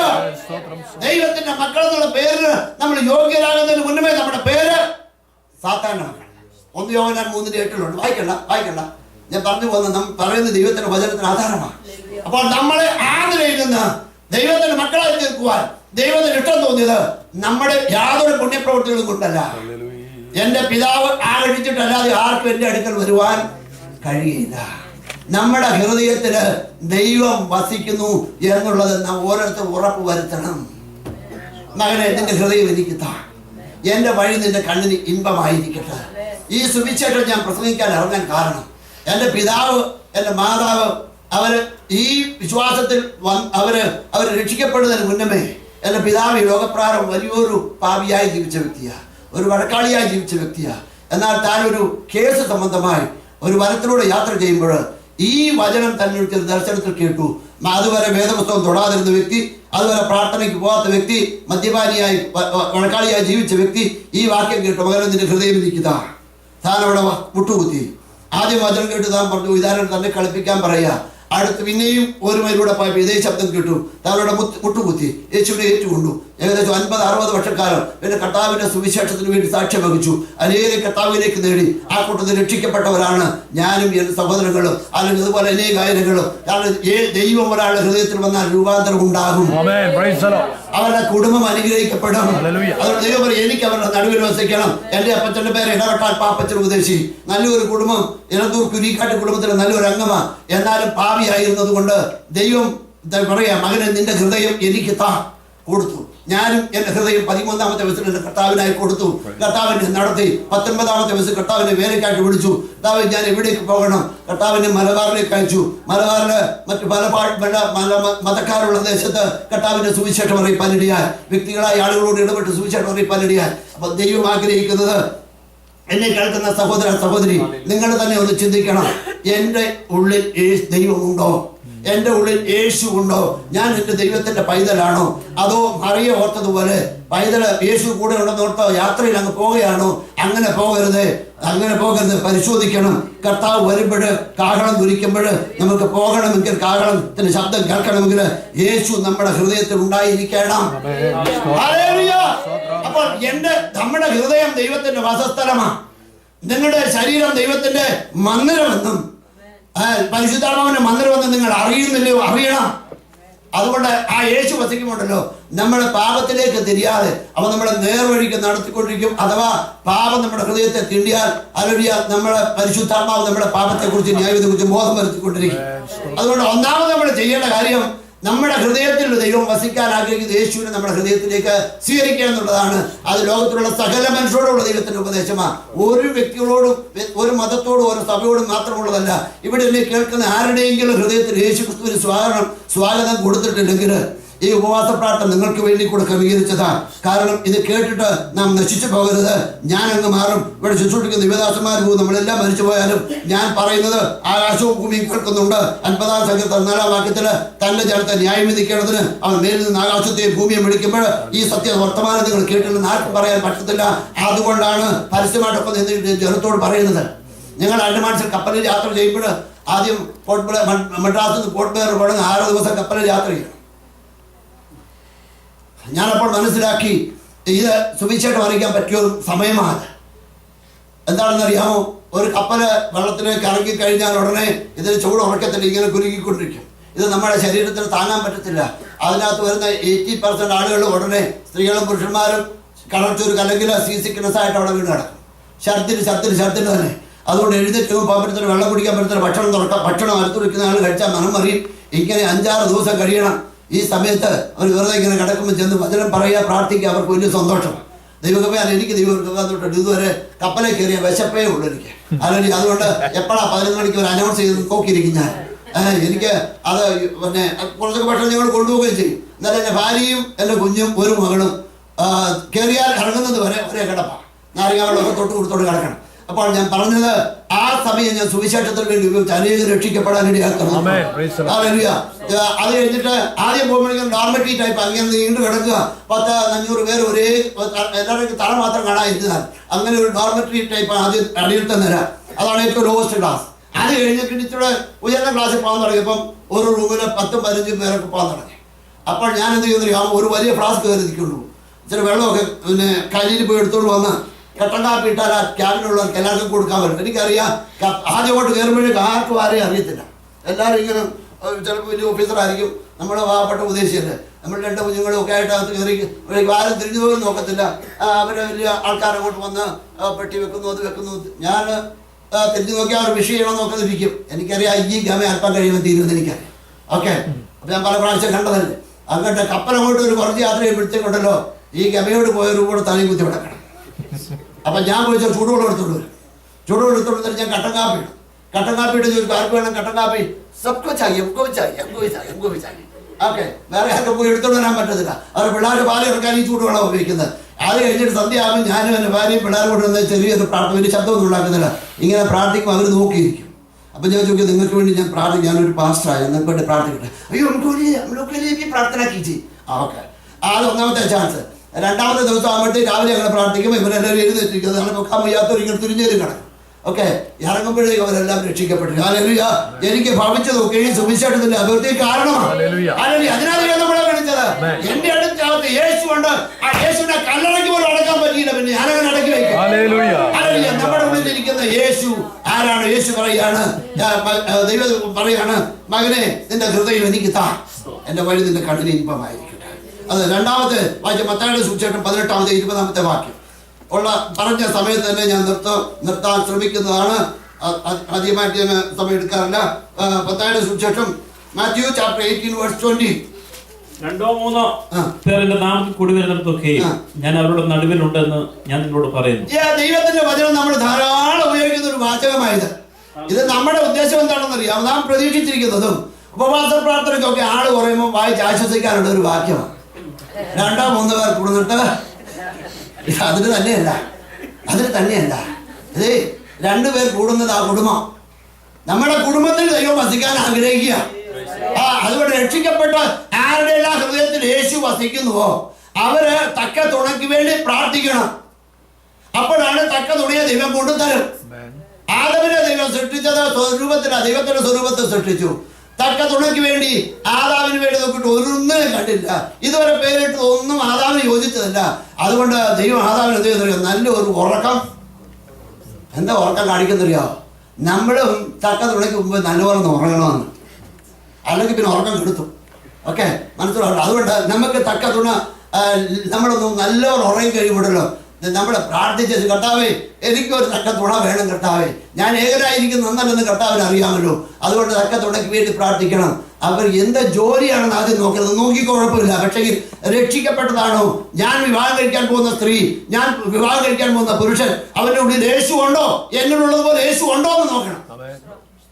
മകനെ നിന്റെ ഹൃദയം എനിക്ക, മകളെ നിന്റെ ഹൃദയം എനിക്കിതാ എന്ന് പറഞ്ഞ് യേശുവിനെ അംഗീകരിച്ചവരാണെങ്കിൽ നിങ്ങളുടെ കുടുംബജീവിതത്തിൽ ഐശ്വര്യവും അനുഗ്രഹവും ഉണ്ടാകും. അവിടെ 2-3 പേർ കൂടുന്നിടത്ത് ആരുണ്ട്? യേശു വരും. ദൈവം എങ്ങനെ മനുഷ്യനെ സൃഷ്ടിച്ചത്? ഹിന്ദി में कहता है आदमियों को परमेश्वर मिट्टी से बनाया और उसको परमेश्वर हड्डी से बनाया എന്ന് പറഞ്ഞാൽ ആണുങ്ങളെ ദൈവം മണ്ണ് കൊണ്ട് മെടഞ്ഞു, സ്ത്രീകളെ ദൈവം എല്ലിൽ നിന്നുണ്ടാക്കി. അതുകൊണ്ട് ആ സ്ത്രീകൾക്ക് ചില സഹിഷ്ണുതയൊക്കെ, അല്ലെങ്കിൽ നിങ്ങളൊക്കെ എടുത്ത് പണ്ടേ പോയത്. ഓക്കെ, ദൈവം കൊടുത്ത സഹിഷ്ണുതയാ. ഓക്കെ, ഈ പുരുഷന്മാർക്ക് സ്ത്രീകളുടെ സഹായമില്ലാതെ പറ്റിയല്ല, ഇതിനെല്ലാം ചോദിച്ചിട്ട് ചെയ്യത്തുള്ളൂ. അത് നല്ലതാണ്, അങ്ങനെ ചെയ്യണം. ഓക്കെ, ദൈവം അങ്ങനെയാണ് മനുഷ്യനെ സൃഷ്ടിച്ചത്. അപ്പൊ ഒരു വിവാഹം കഴിക്കുന്നതിന് മുന്നമേ ദൈവം നമ്മുടെ മധ്യ വസിക്കാൻ, നമ്മുടെ കുടുംബത്തിൽ വസിക്കാൻ ആഗ്രഹിക്കുന്നു നാം കരുതിക്കൊള്ളണം. അതുകൊണ്ട് അപ്പോസ്തലനായ പൗലോസ് 2 Corinthians chapter 16:14 ഇങ്ങനെ പറയുന്നു, അവിശ്വാസികളോട് കൂടിയാൽ എന്ത് വരുമെന്ന് അറിയാമോ? പിശാച് അങ്ങോട്ട് പിടിക്കും, കർത്താവ് ഇങ്ങോട്ട് പിടിക്കും. അവിടെ വലിയ വിടവുണ്ടാകും. അത് നമ്മുടെ കുടുംബങ്ങളിൽ ഉണ്ടാകരുത്. അതുകൊണ്ട് ദൈവത്തിന്റെ വചനം കേൾക്കുന്ന, എന്നെ കേൾക്കുന്ന സഹോദര സഹോദരി, ഈ 45 വർഷക്കാലത്തെ എൻ്റെ സേവയിലെ ശുശ്രൂഷയില് ഞാൻ അനേക വീടുകളിൽ അനേക പ്രശ്നങ്ങൾക്ക് പരിഹാരം കാണുവാനുള്ള ഭാഗ്യം ദൈവം എനിക്ക് തന്നു. അവർക്ക് ആശ്വാസമായിരുന്നു എൻ്റെ ശുശ്രൂഷ. കാരണം കൂടുതൽ പ്രശ്നങ്ങൾ ഉണ്ടായത് കുടുംബം ജീവിതത്തിലേക്ക് പ്രവേശിച്ചു കഴിഞ്ഞാൽ വളരെ സ്നേഹത്തോടുകൂടെ ഒന്ന് കണ്ട് രണ്ടാമത്തേതിന് അവർ വിവാഹത്തിന് വേണ്ടി വാക്ക് കൊടുത്തു കഴിയും. പിന്നെ പിരിയാൻ വയ്യാതാവും. പിന്നെ വിവാഹം കഴിച്ചു കഴിഞ്ഞാൽ പിന്നെ പിരിയണമെന്ന് തോന്നും. അത് അങ്ങനെയുള്ള കാലമായി കാലം. അതുകൊണ്ട് കർത്താവ് നമ്മളോട് പറയുകയാണ്, നിങ്ങൾക്ക് നമ്മുടെ കുഞ്ഞുങ്ങളുടെ ഇപ്പം നിങ്ങളുടെ വിവാഹം കഴിഞ്ഞ് ഇനി നമ്മുടെ എന്ത് അറിയാമോ? അന്ന് ഉറങ്ങാൻ പറ്റില്ല, ഇനി ഉറങ്ങും തിന്നോണം. ഇനി ശത്രുവിടെ കയറാൻ ഇടയാകരുത് എന്ന് ഞാൻ ഓർപ്പിക്കുക. ആദവന് ഉറക്കിയിട്ടാ ദൈവം ഒരു സ്ത്രീയെ, ഒരാൾ പറഞ്ഞെന്താണെന്നറിയാമോ? അതിനുശേഷം ഉറങ്ങാൻ പറ്റത്തില്ല, അതുകൊണ്ട് നീ ഒന്ന് ഉറങ്ങിപ്പോടാന്ന് പറഞ്ഞത്. അങ്ങനെ ഞാൻ വിശ്വസിക്കുന്നത്. അതിനുശേഷം ഉറങ്ങാം. കർത്താവ് നമ്മുടെ ഉള്ളിലുണ്ടെങ്കിൽ നമുക്ക് ഉറങ്ങാൻ പറ്റും. നമ്മളൊരു കാര്യം, നമ്മൾ അവിശ്വാസികളോട് ഇടയിലപ്പെടக்கூടരുത്. നമ്മുടെ കുഞ്ഞുങ്ങൾക്ക് തക്ക തുണ ആവശ്യമുണ്ടെന്ന് ദൈവത്തിന് അറിയാം. നിന്റെ ഭാരം യഹോവയുടെ മേൽ വെച്ചുകൊള്ളുക. നിന്റെ മക്കൾക്ക് 25 വയസ്സാകുമ്പോഴും 30 വയസ്സാകുമ്പോഴും അല്ല പ്രാർത്ഥിക്കാൻ തുടങ്ങരുത്. കുഞ്ഞിന് ഒരു പ്രായമാകുമ്പോൾ കർത്താവേ എൻ്റെ കുഞ്ഞിന് തക്ക തുണിയെ കർത്താവെ തരണമേ എന്ന് പ്രാർത്ഥിക്കും. ഞാൻ ഓൺലൈനിൽ പ്രസംഗിക്കുന്നുണ്ട്. ഹോസ്റ്റലിൽ നിന്നുള്ള ഓൺലൈനിൽ 10-30 പ്രസംഗം ലോഡ് ചെയ്തിട്ടുണ്ട്. നിങ്ങൾക്ക് കേൾക്കാൻ ഫാമിലി കൗൺസിലിംഗ് ചില ഉപദേശം അതിനകത്തുണ്ട്. അപ്പോൾ ഞാൻ പറഞ്ഞതിൻ്റെ ഉദ്ദേശം എന്താണെന്നറിയാമോ? അനേക സഹോദരി സഹോദരന്മാരുടെ പ്രാർത്ഥന വിഷയം ഇതാ. എൻ്റെ കുഞ്ഞുങ്ങൾക്കായി പ്രാർത്ഥിക്കണം. പക്ഷേ ഞാൻ പ്രാർത്ഥിക്കുന്നുണ്ട്. നമ്മളും അതിന് വേണ്ടി പ്രാർത്ഥിക്കണം. നമ്മുടെ കുഞ്ഞുങ്ങളുടെ കുടുംബത്തിൽ യേശു വസിക്കുന്ന നമ്മുടെ കുഞ്ഞുങ്ങളോട് അറിയട്ടെ. യേശു പറയുക, 2-3 പേർ കൂടുന്നിട്ട് അവരുടെ നടുവില് ഞാനുണ്ട്. നമ്മുടെ കുടുംബത്തിൽ യേശു, നമ്മുടെ ഹൃദയത്തിൽ യേശു ഉണ്ടാകണം. ഓരോരുത്തരുടെയും ഹൃദയത്തിൽ യേശു ഉണ്ടാകണം. നമ്മുടെ കുടുംബത്തിൽ യേശു ഉണ്ടാകണം. കുടുംബത്തിൽ യേശു വന്നാൽ എന്താ നടക്കുമെന്ന് അറിയാമോ? ദൈവത്തിന്റെ അനുഗ്രഹം അവിടെ ഉണ്ടാകും. യേശു വന്ന വീട്ടിലെ സമാധാനം ഉണ്ടാകും. യേശു വന്ന വീട്ടിൽ സന്തോഷം ഉണ്ടാകും. യേശു വന്ന വീട്ടിൽ ശാന്തി ഉണ്ടാകും. യേശു വന്ന വീട്ടിൽ അനുഗ്രഹം ഉണ്ടാകും. ഹല്ലേലൂയ. യേശു വന്ന വ്യക്തികളും ചേരുന്നതാണ് കുടുംബം. അതുകൊണ്ട് നമ്മുടെ കുടുംബത്തിൽ ദൈവം വസിക്കാൻ ആഗ്രഹിക്കുന്നു. ഇനി ഞാൻ വായിച്ച ഭാഗത്തേക്ക് വരിക. Exodus chapter 25 verse 8. Once again please read. ഞാൻ അവരുടെ നടുവിൽ വസിക്കുവാൻ അവർ എനിക്കൊരു വിശുദ്ധ മന്ദിരം ഉണ്ടാക്കണം. ഇത് നമ്മുടെ സഭയെ കുറിച്ചാണ് പറയുന്നത്. നമ്മൾ ആരാധിക്കുന്ന സഭ, നമ്മൾ ആരാധിക്കാൻ പോകുന്ന രക്ഷിക്കപ്പെട്ടവരുടെ കൂട്ടത്തിലാണ് സഭയെന്ന് പറയുന്നത്. അല്ലാത്തതെല്ലാം സംഘടനയാണ്. നമ്മൾ ആരും നിന്ദിക്കേണ്ടതില്ല. ഈ സത്യം ദൈവം നമുക്ക് വെളിവാക്കി തന്നുകൊണ്ട് നമ്മൾ ദൈവത്തിനോട് സ്തോത്രം ചെയ്തു. ഹല്ലേലൂയ. എന്തുവാ രക്ഷിക്കപ്പെടുക എന്ന് പറഞ്ഞാൽ ഞാൻ പറഞ്ഞു. രക്ഷിക്കപ്പെടുക മാത്രമല്ല, അപ്പസ്തോലിക ഉപദേശം 7 എണ്ണമുണ്ട്. അപ്പസ്തോല പ്രവൃത്തി 2-ാം അധ്യായത്തിന്റെ 37 വായിക്കേണ്ട. ഞാൻ പറഞ്ഞു, നമുക്കെല്ലാം അറിയാവുന്ന കാര്യം. എന്റെ ബാക്കി സബ്ജക്ട് കിടക്കുന്നുള്ളത് കൊണ്ട് പറഞ്ഞു തീർക്കുന്ന സമയത്തിന് മുമ്പ് ദൈവത്തിന്റെ പരിശുദ്ധാത്മാവ് പറയുന്നത് എല്ലാം പറഞ്ഞില്ലെങ്കിൽ പിന്നോട്ടുള്ള മനസ്സിൽ ഒരു വലിയ വിഷമം ഉണ്ടാകും. അതുകൊണ്ട് ഞാൻ ആദ്യം ദേവദാസന്മാരോട് സമയം ചോദിക്കും. എനിക്ക് ചുരുക്കി പറഞ്ഞു പാവൻ. അപ്പോൾ ഇവിടെ വായിക്കുന്നത് അപ്പസ്തോല പ്രവൃത്തിയില് അപ്പസ്തോലനെ പത്രോസ് 11 ശിഷ്യന്മാരോട് കൂടി എഴുന്നേറ്റ് നിന്ന യെരൂശലേമിൽ നിന്ന് ഓടിക്കൂടിയ സകല ജനത്തോടും ഉപദേശം പറഞ്ഞത് 7 ഉപദേശം ഒറ്റയടിക്കങ്ങ് പറഞ്ഞു. ആദ്യം കുറെ പറഞ്ഞിട്ട് ഇവരൊന്ന് മാനസാന്തരപ്പെട്ടോ നോക്കിയിട്ട് ബാക്കി പറയാമെന്നുള്ളതല്ല.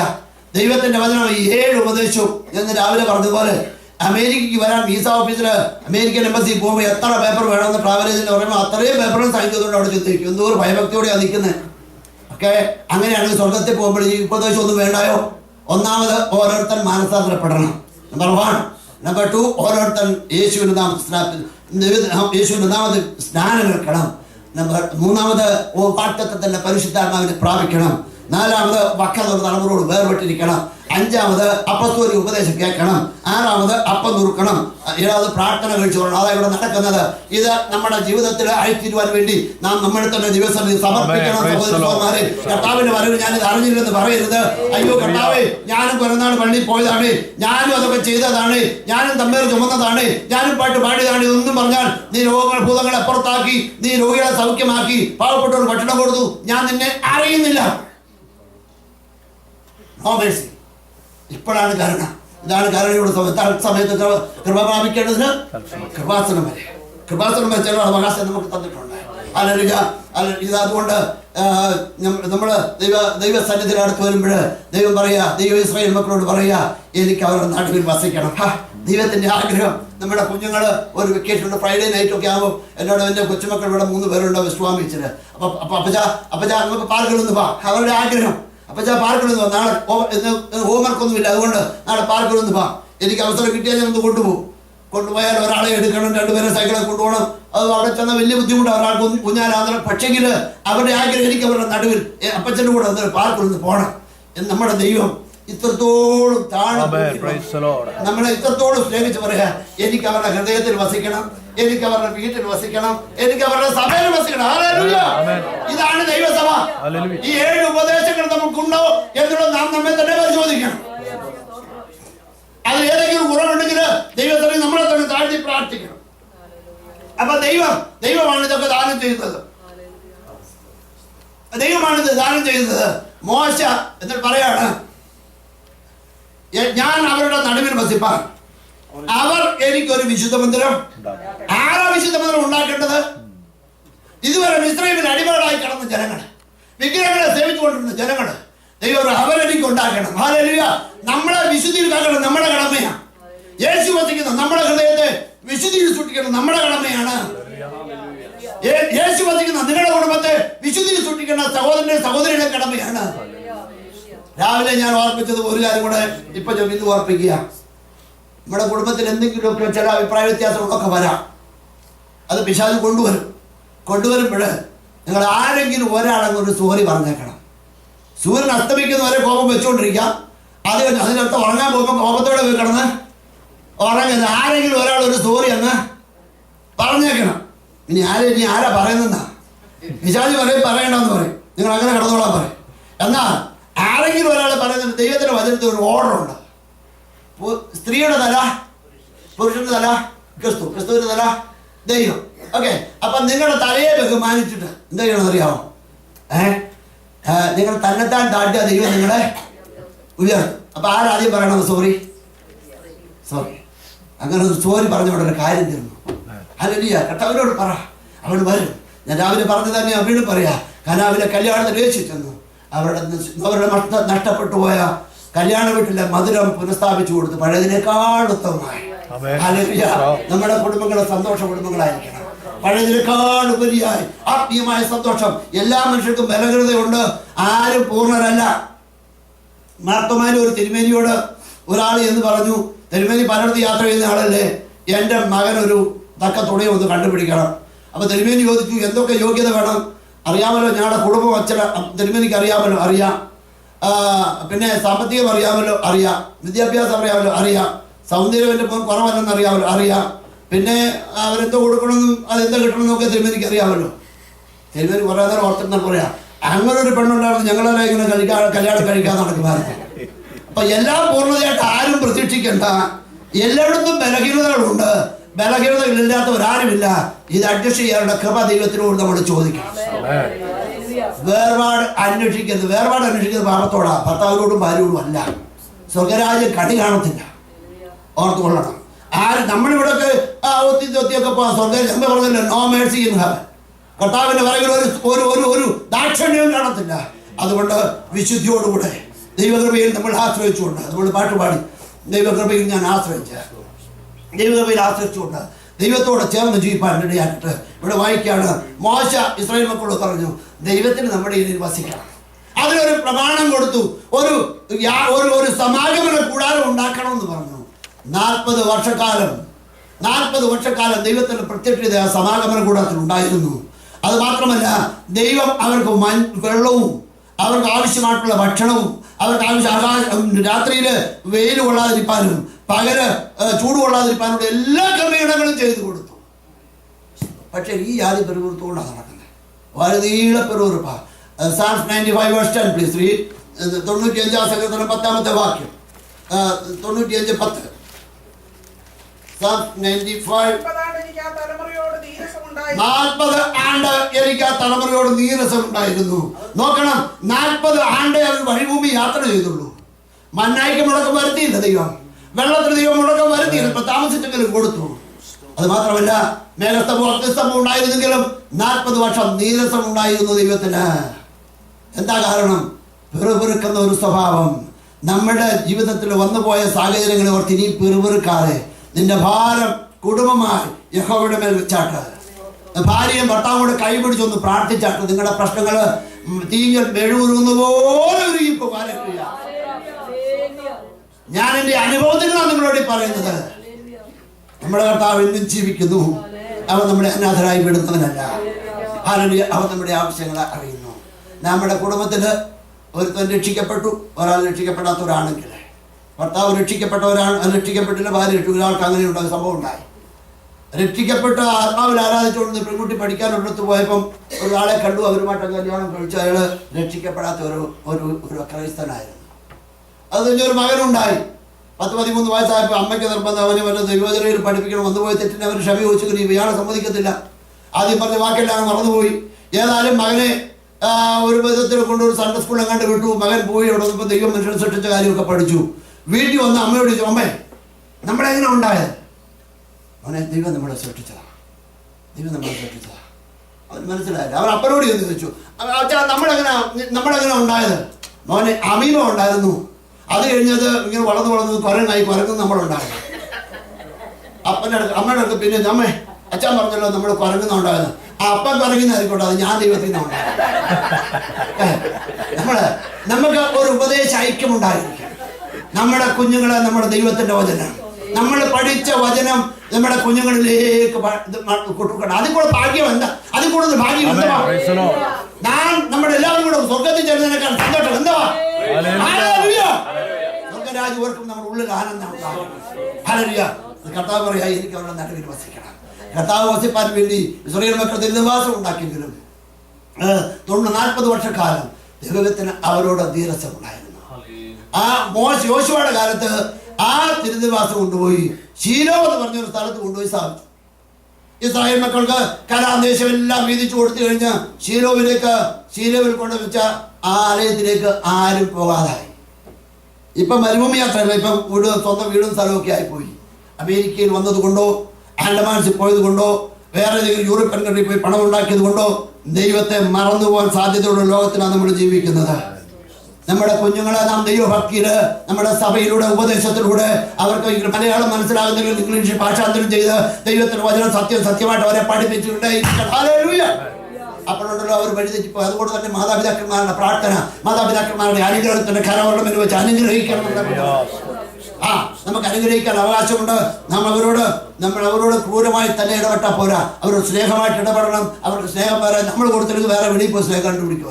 അത് മനുഷ്യഹൃദയം. അപ്പോൾ 78-ാം സങ്കീർത്തനം Psalm 78:60. ഇത് നിങ്ങളുടെ ജീവിതത്തിൽ ഒരു വലിയ ഒരു വ്യത്യാസം നമ്മുടെ കുടുംബങ്ങളുടെ സഭയിൽ ഉണ്ടാകണമെന്ന് ദൈവം ആഗ്രഹിക്കുന്നുണ്ട്. Psalm 78:60, 78-ാം സങ്കീർത്തനത്തിന്റെ 60-ാമത്തെ വാക്യം വായിച്ചേട്ടാ. ആകയാൽ അവൻ ശീലോവിലെ തിരുനിവാസവും താൻ മനുഷ്യരുടെ ഇടയിൽ അടിച്ചിരുന്ന കൂടാരം ഉപേക്ഷിച്ചു. എനിക്കത് വായിക്കുമ്പോൾ വലിയ ദുഃഖം തോന്നും. എനിക്ക് അവരുടെ നടുവിൽ വസിപ്പാൻ അവരെനിക്കൊരു വിശുദ്ധ മന്ദിരം ഉണ്ടാക്കണം. ദൈവത്തിന്റെ ആഗ്രഹമാണ്. ഏദൻ തോട്ടത്തിൽ ആദമിനോട് പറഞ്ഞു, ദൈവം അവരോടുകൂടെ വസിക്കാൻ ആഗ്രഹിച്ചു. പക്ഷേ ഒരു ദിവസം വന്നപ്പം ആദാമിനെ കണ്ടില്ല, ഹവ്വായും കണ്ടില്ല. ദൈവത്തിന്റെ ആഗ്രഹം സ്ഥാനത്തായി. അതിനുശേഷമാണ് മനുഷ്യനെ സൃഷ്ടിച്ചത്. അതിനുശേഷമാണ് ഭൂമിയിലേക്ക് അബ്രഹാമിന്റെ ഇസ്രായേൽ മക്കളോട് പറയുന്നത്.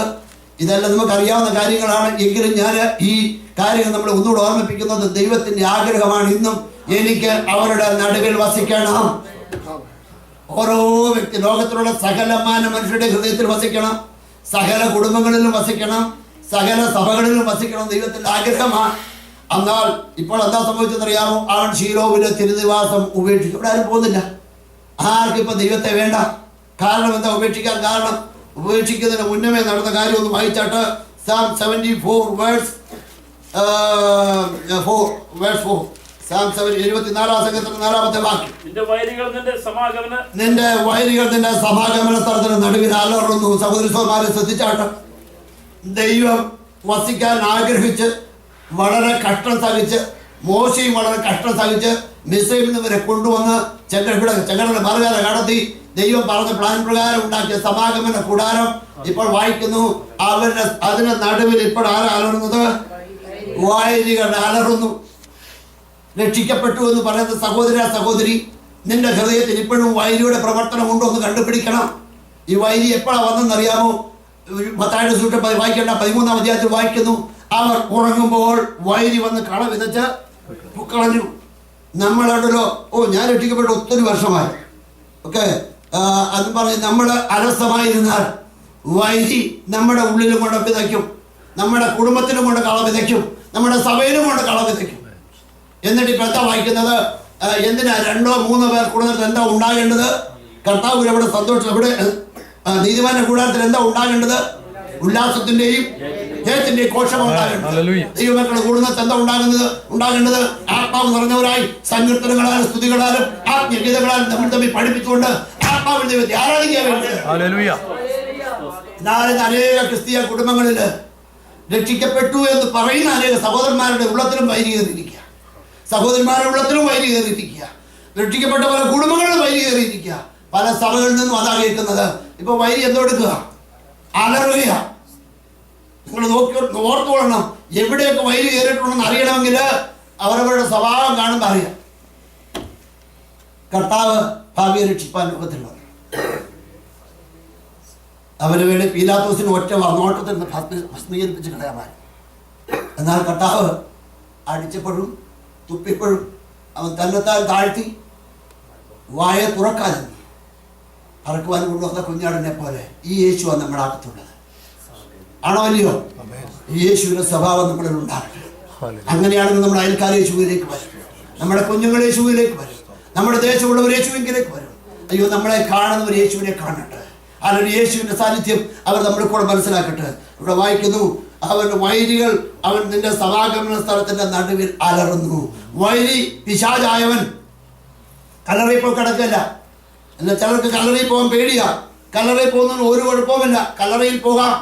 പക്ഷെ പോകുമ്പോൾ യേശു രക്തമേ ജയം ചെയ്യുമെന്ന് പറഞ്ഞിട്ട് പൊക്കോണം. അല്ലെങ്കിൽ എന്തുവരെന്ന് അറിയാമോ?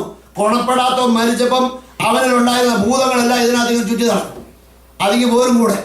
അതുകൊണ്ട് യേശു രക്തമേ ജയം എന്ന് പറഞ്ഞ ഒരു പിശാചും നിങ്ങളെ ഏത് പാതിരാത്രിക്കും നമുക്കല്ലോ ഒന്നും പറയപ്പെടണ്ട. അണ്ടമാൻസില് സകല ഭാഷക്കാരും ക്രിസ്ത്യാനികളായിട്ടുള്ള സകലർക്കും കൂടെ ബ്രിട്ടീഷ് ഗവൺമെന്റ് ബ്രിട്ടീഷുകാർ ഭരിച്ചിരുന്ന കാലത്ത് കൽപ്പിച്ചു കൊടുത്ത ഒരു ശവക്കോട്ടയുണ്ട്. അതിനകത്താണ് ബ്രിട്ടീഷുകാരെ അടക്കിയിട്ടുണ്ട്, ജപ്പാൻകാരെ അടക്കിയിട്ടുണ്ട്, ബർമാക്കാരെ അടക്കിയിട്ടുണ്ട്, ഇന്തോനേഷ്യക്കാരെ അടക്കിയിട്ടുണ്ട്, മലയാളിയും തമിഴരും എല്ലാവരും അടക്കുന്ന എവിടെയാണ്. ഇപ്പോഴും പോയി ഒരു കുഴി കുഴിച്ചാൽ ആരുടെയും ഒരു തലവെട്ടി പൊങ്ങുക. അത്രയുള്ള ഇടയുള്ളൂ, അടക്കി കിടക്കുക. അപ്പം ഞാൻ ഫിലിപ്പിയാലയം 2-ാം 19-ാം വാക്യം വായിക്കും. ചിലപ്പോൾ അവർക്കും വല്ല വിധേനയും മരിച്ചവരുടെ ഇടന്നുള്ള പുനരുത്ഥാനം ഇത് കണ്ടുകൊണ്ടായിരിക്കും പൗലോസ് പറഞ്ഞു. ഇത് വലിയ ബുദ്ധിമുട്ടാണ്. ഇതിനകത്തൊന്ന് രക്ഷിക്കപ്പെട്ടവനെ അടക്കിയാൽ എത്ര പേരെ തള്ളി പറ്റിയോ ഉയർത്തിരുന്നേക്കണം. എനിക്കുള്ള ആവശ്യമില്ല ഉയർത്തത്തെ കാണത്തിരിക്കും ഉയർത്തില്ല. അല്ലല്ല, അപ്പോൾ ദൈവത്തിൻ്റെ വചനം നമ്മളെ ഓർമ്മിപ്പിക്കുന്നത് നമ്മുടെ ഹൃദയത്തിൽ കർത്താവ് വസിക്കണം, നമ്മുടെ കുടുംബത്തിൽ വസിക്കണം. ഇവിടെ വായിക്കുന്നു, ശത്രു നിന്റെ വൈരികൾ നിന്റെ സമാഗമന സ്ഥലത്തിന് നടുവില് അലറുന്നു. എവിടെങ്കിലും അലർച്ച കേൾക്കുമ്പോൾ ഓർത്തോണം, ഇതെന്താ വായന. യോശുവയും മോശയും കൂടെ ഇറങ്ങി വരിക പർവ്വതത്തിൽ നിന്ന്. കയ്യിൽ എന്തോ ഉണ്ട്? കൽപ്പലകയുണ്ട്. പാളയത്തിൽ എന്താ നടക്കുന്നത്? വലിയ ആർപ്പാ കേൾക്കുന്നത്. ഇത് തോറ്റിട്ട് നിലവിളിക്കുന്നവരുടെ ശബ്ദവുമല്ല, ജയിച്ചിട്ട് ഘോഷം പറയുന്നവരുടെ ശബ്ദവുമല്ല. പിന്നെന്തോ ഈ അലർച്ച? ഇതാർക്കും മനസ്സിലാകാത്ത ശബ്ദം. അലറിയ നമ്മളെ തന്നെ നോക്കണം. ഞാൻ നിങ്ങളോട് പറയുമ്പോൾ എന്നോടും പരിശുദ്ധാത്മ പറയുക, എൻ്റെ കുടുംബത്തെ ഞാൻ നോക്കണം. എൻ്റെ കുഞ്ഞുങ്ങള് 1 കൊരിന്ത്യർ 7-ാം അധ്യായത്തിന്റെ 16-ാം വാക്യമാണ് വായിക്കണം. ഇങ്ങനെയുണ്ട്, സ്ത്രീയെ നീ നിന്റെ പുരുഷന് രക്ഷപ്പെടുത്തും നിനക്ക് എങ്ങനെ അറിയാം? പുരുഷ നീ നിന്റെ ഭാര്യയ്ക്ക് രക്ഷപ്പെടുത്തുമെന്ന് എങ്ങനെ അറിയാം? അതിനർത്ഥം എന്താ? ഞാൻ നിമിത്തം എൻ്റെ ഭാര്യ നരകത്തിൽ പോകരുത്, എൻ്റെ ഭാര്യ നിമിത്തം ഞാൻ നരകത്തിൽ പോകരുത്. ഇത് രണ്ടുപേർക്ക് ഉത്തരവാദിത്വമാണ്. വായിച്ചു, എല്ലാ വാക്യം ഒന്ന് വായിച്ചത് തന്നെയാണ് എൻ്റെ അഭിപ്രായം. നോക്കിയാട്ട് 1 കൊരിന്ത്യർ 7-16 വായിച്ചേ. 1 Corinthians chapter 7 verse 16. പെട്ടെന്ന് വായിച്ചു. സ്ത്രീയെ നീ ഭർത്താവിനെ രക്ഷപ്പെടുത്തുമെന്ന് നിനക്ക് എങ്ങനെ അറിയാം? സ്ത്രീയെ നീ ഭർത്താവിനെ രക്ഷപ്പെടുത്തുന്നത് എങ്ങനെ അറിയാം? പുരുഷ നീ ഭാര്യയ്ക്ക് രക്ഷപ്പെടുത്തുമെന്ന് നിനക്ക് എങ്ങനെ അറിയാം? നോക്കണം, നമ്മളെ കുടുംബമായി ദൈവം കൂട്ടിക്കൊണ്ട് വന്നത്, ഇങ്ങനെ അനുഗ്രഹിക്കപ്പെട്ട ഒരു ഉപദേശമുള്ള സഭകളിൽ നമ്മളെ കൊണ്ടുവന്നിരിക്കുന്നത്, നാം വിശുദ്ധിയോടുകൂടെ കർത്താവിനെ സേവിച്ച് കുടുംബമായി നമ്മുടെ സ്വർഗരാജ്യത്തെ കാണാനാണ് ദൈവം ആഗ്രഹിക്കുന്നത്. ഇത്ര അനുഗ്രഹിക്കപ്പെട്ട ഉപദേശം ജീവിതം നമ്മളാണ് നോക്കേണ്ടത്. നമ്മൾ നന്നായി പോയ അനുഗ്രഹിക്കപ്പെട്ട എത്രയോ ദൈവദാസന്മാരുണ്ട്, അവരെ നോക്ക്. വിശാദി പറയുന്നത് ഇന്നാലെ നോക്കട, പഴച്ചടക്ക് നോക്കാൻ അതല്ല നോക്കേണ്ടത്. നമ്മൾ നോക്കേണ്ടവരെ നോക്കണം. ശത്രു സമാഗമന സ്ഥലത്തിന്റെ നടുവിൽ അലറുന്നെങ്കിൽ പിന്നെന്താ ചെയ്യുന്നറിയാമോ? തങ്ങളുടെ കൊടികളെ അവൻ കൊടി ഇവിടെ ഇരിക്കട്ടെ, ഏതെങ്കിലും ഒരു കുടുംബത്തിൽ ഒന്ന് കാണും, ഒരു കൊടിയായിട്ട്. കോണപ്പടത്തിൽ എന്താ പറഞ്ഞാൽ കോണപ്പെടാത്തത് എന്തുകൊണ്ടാ? ചെറുപ്പത്തിലെ ബാലൻ നടക്കേണ്ടുന്ന വഴിയിൽ അവനെ അഭ്യസിപ്പിച്ചില്ല. ചിലർ വിവാഹത്തിന് വേണ്ടി സ്നാനപ്പെടും, പിന്നെ അവർ ബോധ്യം വരും, പോയാൽ ശാപമാണ് എൻ്റെ കുടുംബത്തിന്. ദൈവത്തിന് വചനമാണ് പറയുന്നത്. ഒരു കൊടി അവൻ നാട്ടിച്ചു പോകും, അതിനെ പറിച്ചു കളയാൻ ബുദ്ധിമുട്ടാണ്. അതുകൊണ്ട് അത് വരുന്നതിന് മുന്നേ നമ്മൾ തന്നെ നമ്മുടെ കുഞ്ഞുങ്ങളെ ഉപദേശത്തിന് പറ്റിയ കുഞ്ഞുങ്ങൾ രാവിലെ എഴുന്നേൽക്കുമ്പോൾ കുഞ്ഞുങ്ങളെ മോനെ പ്രാർത്ഥിച്ചിട്ടേ പോകാം. ഒരുമിച്ച് നിങ്ങൾ ഒത്തിരി സമയം എടുക്കണം, ഒത്തിരി മിനിറ്റ് ഒന്നും എടുക്കണ്ട. സ്കൂളിൽ പോകുന്ന ധൃതിയായിരിക്കാം, ഒരു സമയം വയ്ക്ക്. നമുക്ക് ഭക്ഷണം അവർക്ക് കൊടുക്കുന്നില്ലേ, നമുക്ക് ഒരു പാല് കൊടുക്കുന്നില്ലേ, അവർ സ്കൂളിൽ കൊണ്ട് വിടുന്നില്ലേ, എല്ലാം ചെയ്യുന്നില്ലേ? ഒന്ന് അവരോട് ഒരുമിച്ച് പ്രാർത്ഥിച്ചിട്ട് എത്ര നാളായി? തന്നെ വളരുമ്പോൾ പഠിക്കുമെന്ന് കരുതരുത്, അവരെ പഠിപ്പിക്കണം. ബാലൻ നടക്കുന്ന വഴിയിൽ അവരെ രാവിലെയോ വൈകിട്ട് ഒരു 2 മിനിറ്റ് 3 മിനിറ്റ് ഒരു വേദഭാഗം ഒരു സങ്കീർത്തന ഭാഗം വായിച്ചിട്ട് അവരോട് കൂടെ ഒന്ന് പ്രാർത്ഥിക്കുക. സമയമുള്ളപ്പോൾ ഇത്ര കൂടുതൽ സമയം എടുത്ത് പ്രാർത്ഥിക്കുക, ഒരു വചനം പറഞ്ഞു കൊടുക്കുക. നമ്മൾ കൊടുത്തില്ലെങ്കിൽ 10-12 ക്ലാസ് പാസ്സായിട്ട് അവർ കോളേജിൽ ഹോസ്റ്റലിൽ നിന്നാണ് പിന്നെ ബാക്കി പഠിക്കുന്നത്. അതുകൊണ്ട് നമ്മുടെ കുഞ്ഞുങ്ങളെ സ്വർഗരാജ്യത്തിൽ കാണണം. ശത്രു കൊടിയായിട്ട് നമ്മുടെ കുഞ്ഞുങ്ങളെ അവിടെ വെക്കരുത്. എത്രയോ മാതാപിതാക്കന്മാരുടെ കണ്ണുനീര് ഞാൻ കേട്ടു, ഞാൻ കണ്ടു. എന്താ കാരണം? ചെയ്യേണ്ടത് ചെയ്ത സമയത്ത് ചെയ്തില്ല. അവരാ ശത്രുവിന്റെ കൊടിയായിട്ട് കുടുംബത്തിൽ നിൽക്കുക ദുഃഖമായിട്ട്. അത് വരരുത്. അടുത്ത വായിച്ചാട്ട് 6-ാം വാക്യം വായിച്ചാട്ട് 74:6.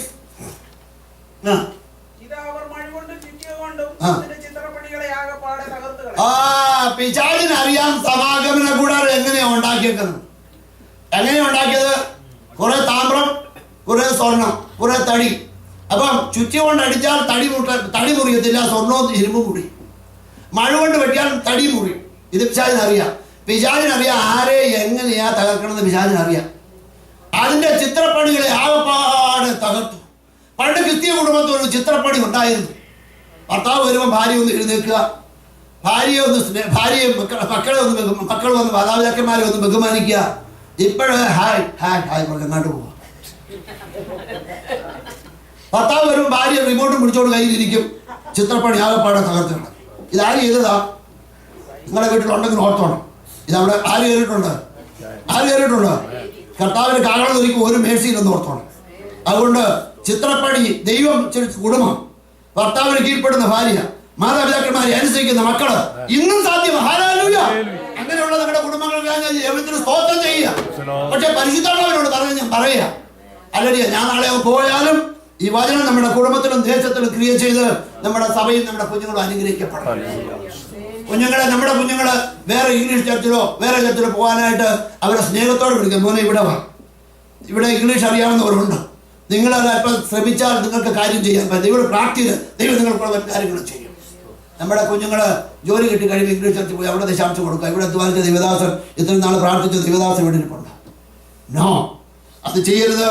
അതിന്റെ ചിത്രപ്പണി അവൻ മഴ കൊണ്ടും ചുറ്റി കൊണ്ടും അതിന്റെ ചിത്രപ്പണി ആകെപ്പാടെ തകർത്തു. എന്തുവായിരുന്നു ദൈവത്തിന്റെ ആഗ്രഹം? എനിക്ക് അവരുടെ നടുവിൽ വസിക്കണം. ഇപ്പൊ അവിടെ ശത്രു അലറുകയാണ്. ദൈവത്തിന്റെ ആഗ്രഹം ഇത് പൂർത്തിയായിട്ടില്ല. ഇതിന് നമ്മളൊരു പരിഹാരം ചെയ്യണം. ഒറ്റ വാക്യം കൂടെ വായിക്കാം, എന്റെ സമയം തീരുന്നുണ്ട്. നെഹെമ്യാവിന്റെ പുസ്തകം 3-ാം അധ്യായത്തിന്റെ അതിൽ 28-ാമത്തെ വാക്യം. നെഹെമ്യാവിന്റെ പുസ്തകം 3-ാമത്തെ വാക്യം പെട്ടെന്ന് വായിച്ചേ. നെഹെമ്യാവിന്റെ പുസ്തകം 3:28. കുതിരവാതിൽ മുതൽ പുരോഹിതന്മാർ ഓരോരുത്തരും സാധാരണ വീട്ടിന് നേരെ അറ്റകുറ്റം തീർത്തു. എന്നറിയാം, നമ്മുടെ വീടിന് മുമ്പിൽ അറ്റകുറ്റം തീർക്കാൻ പറയാ. ഇത് ഇടിഞ്ഞു കിടക്കുന്ന മതില. നെഹെമ്യാവ് ദൂരെ വന്നിരിക്കുക. വന്ന പ്രസംഗം തുടങ്ങി, പ്രാർത്ഥന തുടങ്ങി, ഉപവാസമൊക്കെ കഴിച്ചിട്ടാണ് വന്നിരിക്കുന്നത്. രാത്രി പോയി മതിലെല്ലാം നോക്കി കണ്ടു, എല്ലാം ഇടിഞ്ഞു കിടക്കുക, വാതിലെല്ലാം തീവച്ച് കിടക്കുക. പറഞ്ഞു, യഹോവ വരുവീൻ, നാം നിന്നപാത്രമായിരിക്കാതെ വേണം നമുക്ക് മതിൽ പണിയാം. അപ്പോൾ ഒരു മഹാപുരോഹിതൻ ഇത്രയും നാളും ഇടിഞ്ഞടത്ത് ശുശ്രൂഷ ചെയ്തുകൊണ്ടിരിക്കുക, അല്ലെ അവിടെ താമസിക്കുകയോ ചെയ്ത വ്യക്തിയാണ് എലിയാസീബ്. അതേ എഴുന്നേറ്റ് എന്തോ ചെയ്യുന്നറിയോ? 3-ാം വാക്യം വായിച്ച്. അങ്ങനെ മഹാപുരോഹിതനായ എലിയാശീബും അവരുടെ സഹോദരന്മാരായ പുരോഹിതന്മാരും എഴുന്നേറ്റ് ആട്ടിൻവാതിൽക്കൽ പണിതു. അദ്ദേഹം എഴുന്നേറ്റ് ആട്ടിൻവാതിൽ പണിത് പ്രതിഷ്ഠിച്ചു. ഓക്കെ, അതിനപ്പുറം ഹമ്മയ ഗോപുരം മുതൽ അങ്ങോട്ട് വേറൊരാൾ പണിതു. അതിന്റെ അപ്പുറം വേറൊരാൾ വലിയ പണിയൊന്നുമില്ല കേട്ടോ. നമ്മൾ വലിയ ബാബികളൊന്നുമല്ല, അറ്റകുറ്റം തീർത്താൽ മതി. മതില് പണി ഇത് ഇടിച്ചു കിടക്കുക, ശത്രു ഇടിച്ചിട്ടിരിക്കുക. നമ്മൾ വലിയ പണിക്കൊന്നും ഇനി പോകാറില്ല. പക്ഷെങ്കില് അതിനപ്പുറം IPC-ക്കാർ പണിതതിനപ്പുറം ചർച്ചക്കാർ പണിയട്ട് ഇങ്ങോട്ട് പറയും, എന്റെ അറിയാം, അവർ പണിയട്ട്. അതിനപ്പുറം അസംബ്ലി തോടുകൾ പണിയട്ട്. അപ്പുറം മതിലാകത്തുള്ള അല്ലെങ്കിൽ ഗോപുരമാണ്. എലിയാശീബ് ചെയ്തതിനപ്പുറം നമ്മളൊന്നും വാക്യം പെട്ടെന്ന് വായിച്ചു.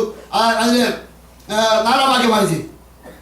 4-ാം വാക്യം. അവരുടെ അപ്പുറം ഹക്കോസിന്റെ മകനായ ഊരിയാവിന്റെ മകൻ മെരേമോത്ത് അറ്റകുറ്റം തീർത്തു. അവരുടെ അപ്പുറം മെശേസ്ബേലിന്റെ മകനായ ബെലഖ്യോവിന്റെ മകൻ മെശുല്ലാം അറ്റകുറ്റം തീർത്തു. അവരുടെ അപ്പുറം ബാനയുടെ മകൻ സാദോക്ക് അറ്റകുറ്റം തീർത്തു. 10-ാം വാക്യം കൂടെ.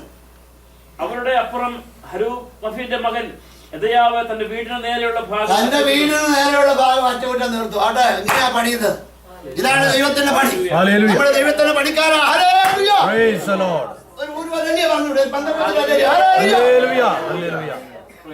ഇന്ദിരാഗാന്ധി വരികയാണെങ്കിൽ, സോണിയാഗാന്ധി വരികയാണെങ്കിൽ കോൺഗ്രസ്സുകാര് സിന്ദോബാപ്പടി മാർക്സിസ്റ്റ് അതുപോലെ ചിലരിക്കുന്നത് അല്ല. പിന്നെ ഏത് സഭയിലും അതിലുണ്ടല്ലോ, എത്ര ഉണർവുണ്ടെങ്കിലും ചിലര് അനങ്ങത്തില്ല. അതെന്താ പറയുക, അവരവിടുത്തെ തൂണ്, സഭയുടെ തൂണ്. അതുകൊണ്ട് നമ്മൾ ദൈവത്തെ സ്തുതിക്കാൻ, ദൈവത്തെ ആരാധിക്കാനായിട്ട് ദൈവത്തെ ആരാധിക്കണം. സഭയുടെ തൂണായിട്ടിരുന്ന് കുഴപ്പമൊന്നുമില്ല. പക്ഷേ ദൈവത്തെ ആരാധിച്ചാൽ വിടുതലുണ്ട്. നമ്മുടെ വീടിനൊക്കെ ചില അറ്റകുറ്റം കാണും. നമ്മൾ ഇങ്ങനെ ഇരിക്കുമ്പോൾ നമ്മുടെ പിള്ളേർ പറയും അതങ്ങനെ ഇരിക്കും. പിന്നെ നീ പാട്ട് പാടാം, നീ പ്രാർത്ഥിക്കണമെന്ന് പറഞ്ഞാൽ അവൻ പ്രാർത്ഥിക്കുന്നത്. അവനെ പ്രാർത്ഥിച്ച് പഠിപ്പിക്കണം. ഒക്കെ ഇവിടെ വായിക്കുന്നു, അതിനപ്പുറം വേറൊരാൾ അറ്റകുറ്റം നിർത്തും. 28-ാം വാക്യത്തിൽ വായിക്കുന്നു, പുരോഹിതൻ ഓരോരുത്തൻ താന്താന്റെ വീടിന് നേരെ. നമ്മളാരാ? നമ്മള് അന്ധകാരത്തിൽ നിന്ന് അത്ഭുത പ്രകാശത്തിലേക്ക് വിളിച്ച് തന്റെ സൽഗുണങ്ങളെ ഘോഷിപ്പാൻ തിരഞ്ഞെടുത്ത ജാതിയും രാജകീയ. നമ്മളെന്തെന്നറിയാം, നമ്മുടെ വീടിന് നേരെ അവിടെ നിൽക്കാം. ഞാൻ വെല്ലിപ്പാഷ വീട്ടിൽ പണിയാൻ പോകരുത്. വെല്ലിപ്പാഷ പഠിക്കട്ടെ, മറ്റേ യുബിപ്പാഷ പണിയിട്ട് എല്ലാ പുരോഹിതന്മാരാണ് ഇവിടെ ഇരിക്കുന്നത്. നമ്മൾ നോക്കണം നമ്മുടെ വീടിന് മുമ്പിൽ എന്തോ അറ്റകുറ്റമുണ്ടെന്ന്. മതിൽ പണി അങ്ങനെ കഴിയും. ഇത് എത്ര നാളായി ഇടിഞ്ഞു കിടക്കുന്നത്? നമ്മുടെ നിന്ന മാറണമെങ്കിൽ, ഈ പെന്തക്കോസ്തിന്റെ ഉപദേശം ദേശത്ത് വ്യാപിക്കണമെങ്കിൽ, ആയിരങ്ങൾ രക്ഷിക്കപ്പെട്ട് ദൈവസഭയിൽ വരണമെങ്കിൽ നമ്മുടെ വീടിന്റെ അറ്റകുറ്റം നമ്മൾ തീർക്കണം. ശത്രു കയറി സകലം ഇടിച്ചു കളഞ്ഞിരിക്കുക, ശത്രു സമാഗമന കൂടാതെ നശിപ്പിച്ചിരിക്കുക. യെരൂശലേം തീവന്തി കിടക്കുന്നത് അത് വേറെ കഥയാണെങ്കിലും ഞാൻ ഇതിനോട് ചേർത്ത് യോജിപ്പിച്ചു എന്ന് മാത്രമേ ഉള്ളൂ. ഹല്ലേലൂയ. അതിന് ചിത്രപ്പണികളെ ആകപ്പാടെ തകർത്തു. നമ്മൾ ദൈവമക്കളെ ബഹുമാനിപ്പാൻ, മാതാപിതാക്കന്മാരെ ബഹുമാനിപ്പാൻ, കുഞ്ഞുങ്ങളെ ആദരിപ്പാൻ, സ്നേഹിപ്പാൻ. ഹല്ലേലൂയ. അവർക്ക് പണം മാത്രം പോരാ, ബർഗർ മാത്രം പോരാ, അവർക്ക് വേണ്ടത് ദൈവസ്നേഹവും ഉപദേശവുമാണ്. അവർക്ക് വേണ്ടി പ്രാർത്ഥിക്കണം. അവരെ ഇരുത്തിക്കൊണ്ട് വലിയ നീട്ട പ്രാർത്ഥിക്കാൻ സമയമുണ്ടെങ്കിൽ ചെയ്ത് കുഴപ്പമില്ല. എന്നാലും അവർ ഉറങ്ങുന്നതിന് മുമ്പ് നിർത്തണമെന്ന് മാത്രം. ഓക്കെ. അപ്പൊ ദൈവത്തിന്റെ വചനം വായിക്കുന്നത് അവരുടെ വീടിന് മുമ്പിൽ അറ്റകുറ്റം നമുക്ക് തീർക്കാം. അപ്പോഴുണ്ടല്ലോ ദൈവം നമ്മൾ കൂടെ പ്രസാദിക്കും. ദൈവം നമ്മളെ കൂടെ ദൈവം നമ്മളെ ശക്തരായിട്ട് ഉപയോഗിക്കുകയും ചെയ്യും. ദൈവത്തിന്റെ ആഗ്രഹം ഇതുവരെയും പൂർത്തിയായിട്ടില്ല. ദൈവത്തിന്റെ ആഗ്രഹം എന്താണെന്നറിയാമോ? എനിക്ക് അവരുടെ നടുവിൽ വസിപ്പാൻ ഒരു തിരുനിവാസം ഉണ്ടാക്കണം. ഇപ്പൊ നമ്മൾ ആ തിരുനിവാസത്തിന്റെ പണിയിലാണ്. നിങ്ങൾ അറിയുന്നില്ലയോ നിങ്ങളുടെ ശരീരങ്ങൾ ദൈവത്തിന്റെ മന്ദിരം? നമ്മളിപ്പോ ആ തിരുനിവാസത്തിന്റെ പണിയില്ല.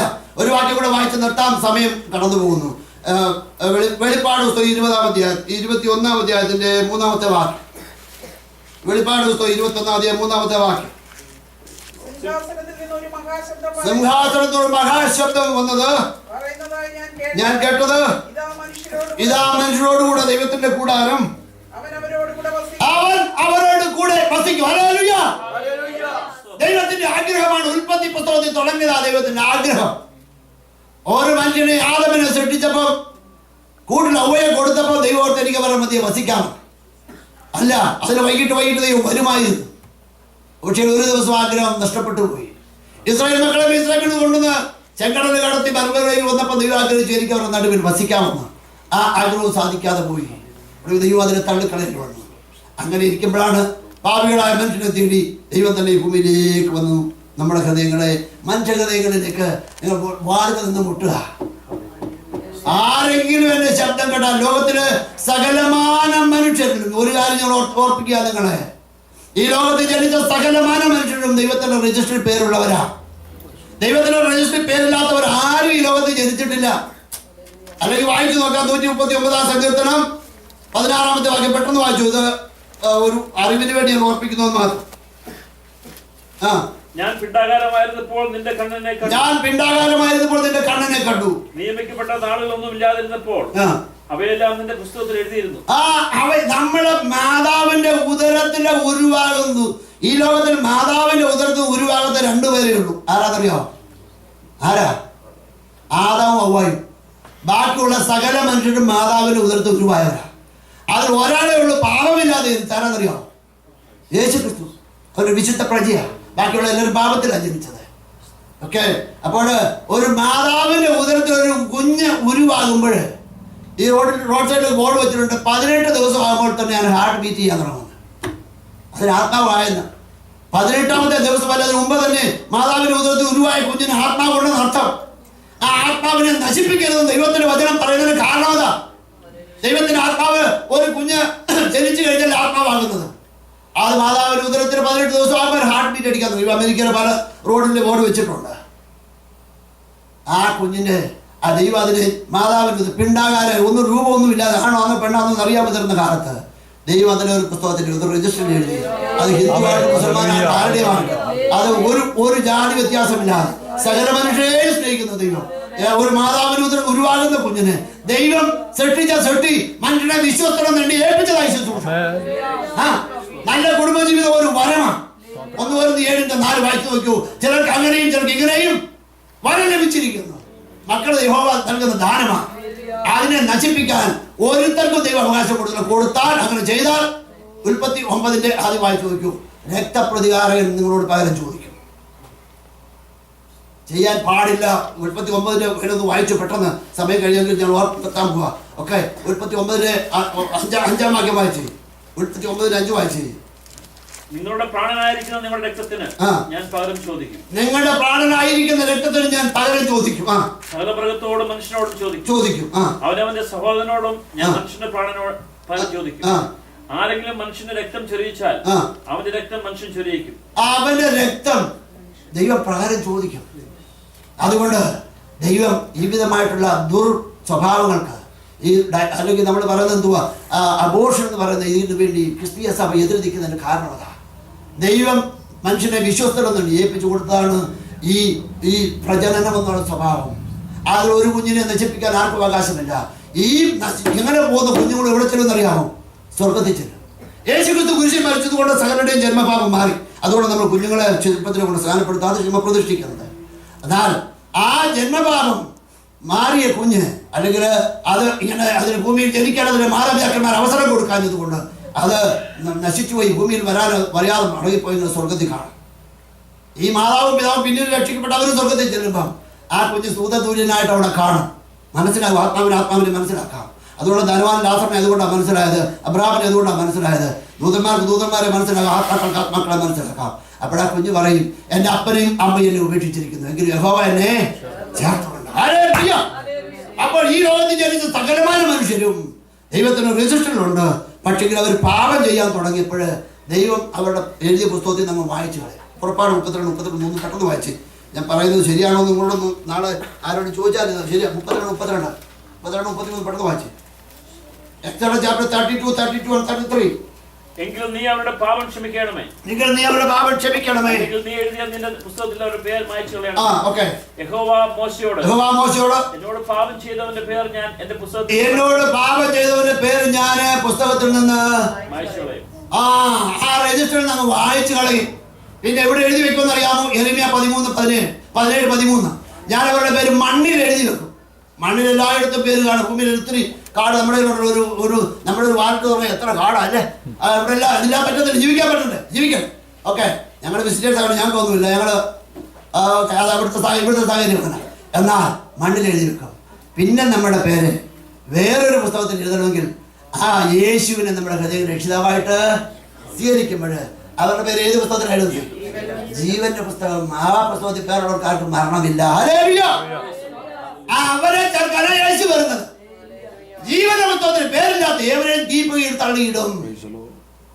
അപ്പോൾ ഒന്നിനും നമ്മുടെ ദൈവം ആദ്യം എഴുതിയ പുസ്തകത്തിൽ കാണുന്നത് കൊച്ചു കുഞ്ഞുങ്ങൾക്കാൻ പറ്റത്തുള്ളൂ. പാപം ചെയ്യാൻ തുടങ്ങും, ദൈവം വെട്ടിക്കളയും പേര്. പിന്നെ എഴുതണമെങ്കിൽ നമ്മുടെ പേര് നാം പറയണം, കർത്താവേ ഞാൻ നിന്റെ അടുക്കിലേക്ക് വരുന്നു. കുരിശിന്മേൽ നിന്ന് ഒരു വ്യക്തി പർദീസയിൽ പോയി. ഇപ്പോൾ നമ്മൾ അദ്ദേഹത്തെ വിളിക്കുന്ന പേരെന്താ? രാവിലെ ചോദിച്ചത് എന്തുവാ? കള്ളൻ. അയാൾ കള്ളനായിട്ട് സ്വർഗ്ഗത്തിൽ പോവായിരുന്നു, കള്ളനായിരുന്നു. നമ്മളൊന്നും മാനസാന്തരപ്പെട്ട കുരിശിന്ന് പോയ സഹോദരൻ എന്ന് വിളിച്ചു പോയി അയാളെ. ഓക്കെ, അയാൾക്ക് പേരില്ലാതെ പോയത് കുറ്റം. ഒരിക്കലും അയാൾ പർദീസയിൽ ശ്രമിക്കുക. ഹല്ലേലൂയ. അപ്പോൾ നമ്മുടെ കർത്താവായ യേശു ക്രിസ്തുവിന്റെ മടങ്ങി വരവിന് കാരണം ധരിക്കും, മരിച്ചവർ അക്ഷരായി വെക്കും. അങ്ങനെ കർത്താവിനോടുകൂടെ കാത്തിരിക്കുന്ന വിശുദ്ധന്മാരെ രൂപാന്തരപ്പെട്ട കർത്താവിനോട് എടുക്കപ്പെട്ടു. അങ്ങനെ നാം എപ്പോഴും കർത്താവിനോടുകൂടെ ഇരിക്കുന്ന തെസ്സലോനിക്കയിലെ ലേഖനത്തിലെ പൗലോസ് പറയുന്നത്, അതിനുശേഷം കർത്താവ് ഭൂമിയിലേക്ക് വരും. ആ കാര്യമൊക്കെ നിങ്ങൾക്ക് അറിയാം, ദൈവദാസന്മാർ പഠിപ്പിച്ചിട്ടുണ്ട്. എന്നാൽ ഇപ്പോഴേ യോഹന്നാൻ പറയുക, സിംഹാസനത്തിൽ നിന്നൊരു ശബ്ദം കേട്ടു, ഇതാ മനുഷ്യരോടുകൂടെ ദൈവത്തിന്റെ ദൈവമേ ഞങ്ങളുടെ ആഗ്രഹത്തിന്റെ. ആ കൂടാരത്തിൽ എത്ര പേര് കാണും? ആരൊക്കെ കാണും? ഈ ഉപവാസ പ്രാർത്ഥന തീരുന്നതിന് മുന്നേ കർത്താവ് വന്നാൽ അടുത്ത ഞായറാഴ്ച എത്ര പേര് സഭായോഗത്തിൽ വരും? ഒന്നിനും കൈമുഖത്തിൽ വരും. കർത്താവ് എന്നാ പോകുന്നുള്ളതെന്ന് പകുതിയല്ല, പാസ്പോർട്ടിലെ പേര് പോലെ കാണും. പുതിയ എന്റെ പേരെന്താണെന്നറിയാം, KC കയറുന്നല്ല അറിയുന്നെങ്കിലും.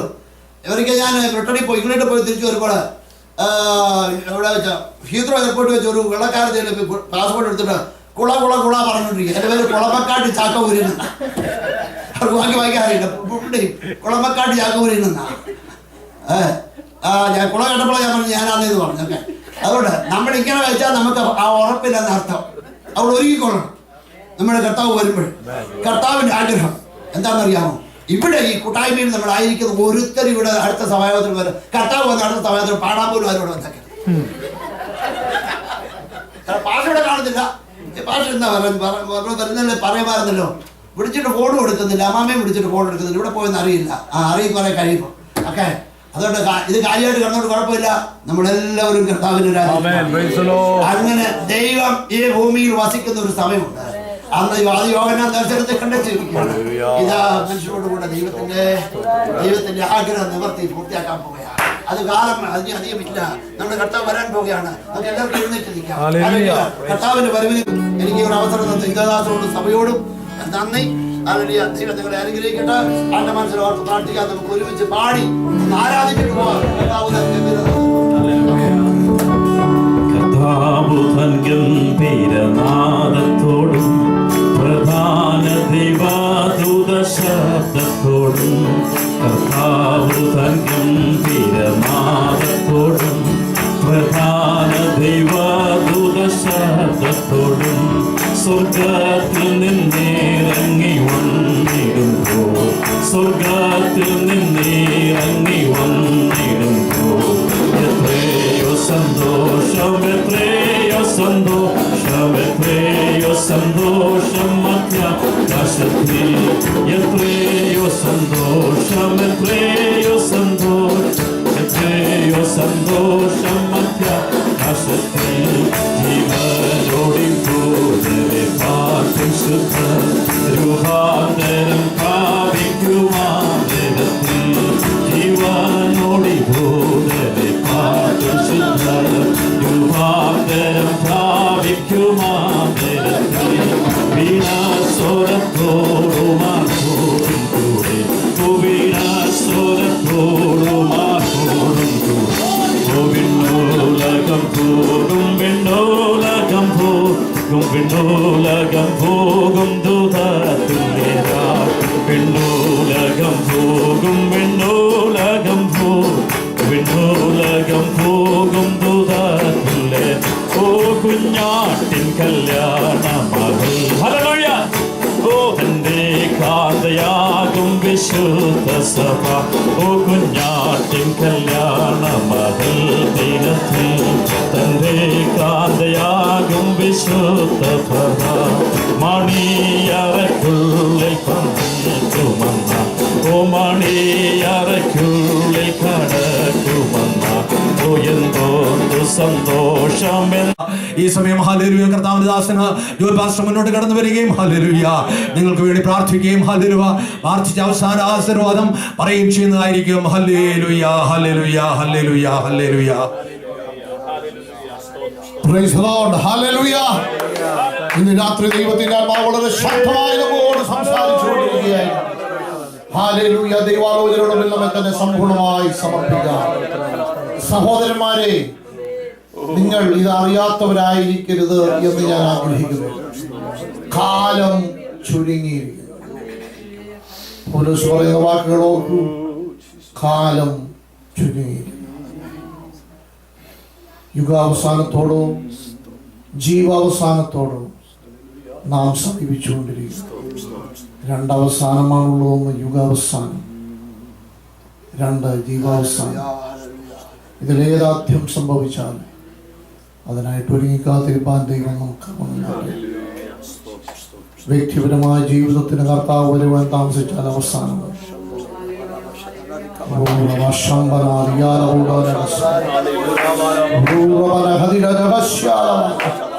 കർത്താവിന്റെ വരവിന് വേണ്ടി വചനം പോലെ ഒരുങ്ങി കാത്തിരിപ്പാൻ ഹല്ലേലൂയ നിത്യ ലക്ഷ്യക്ക് നാം അവകാശമായി തീരുക.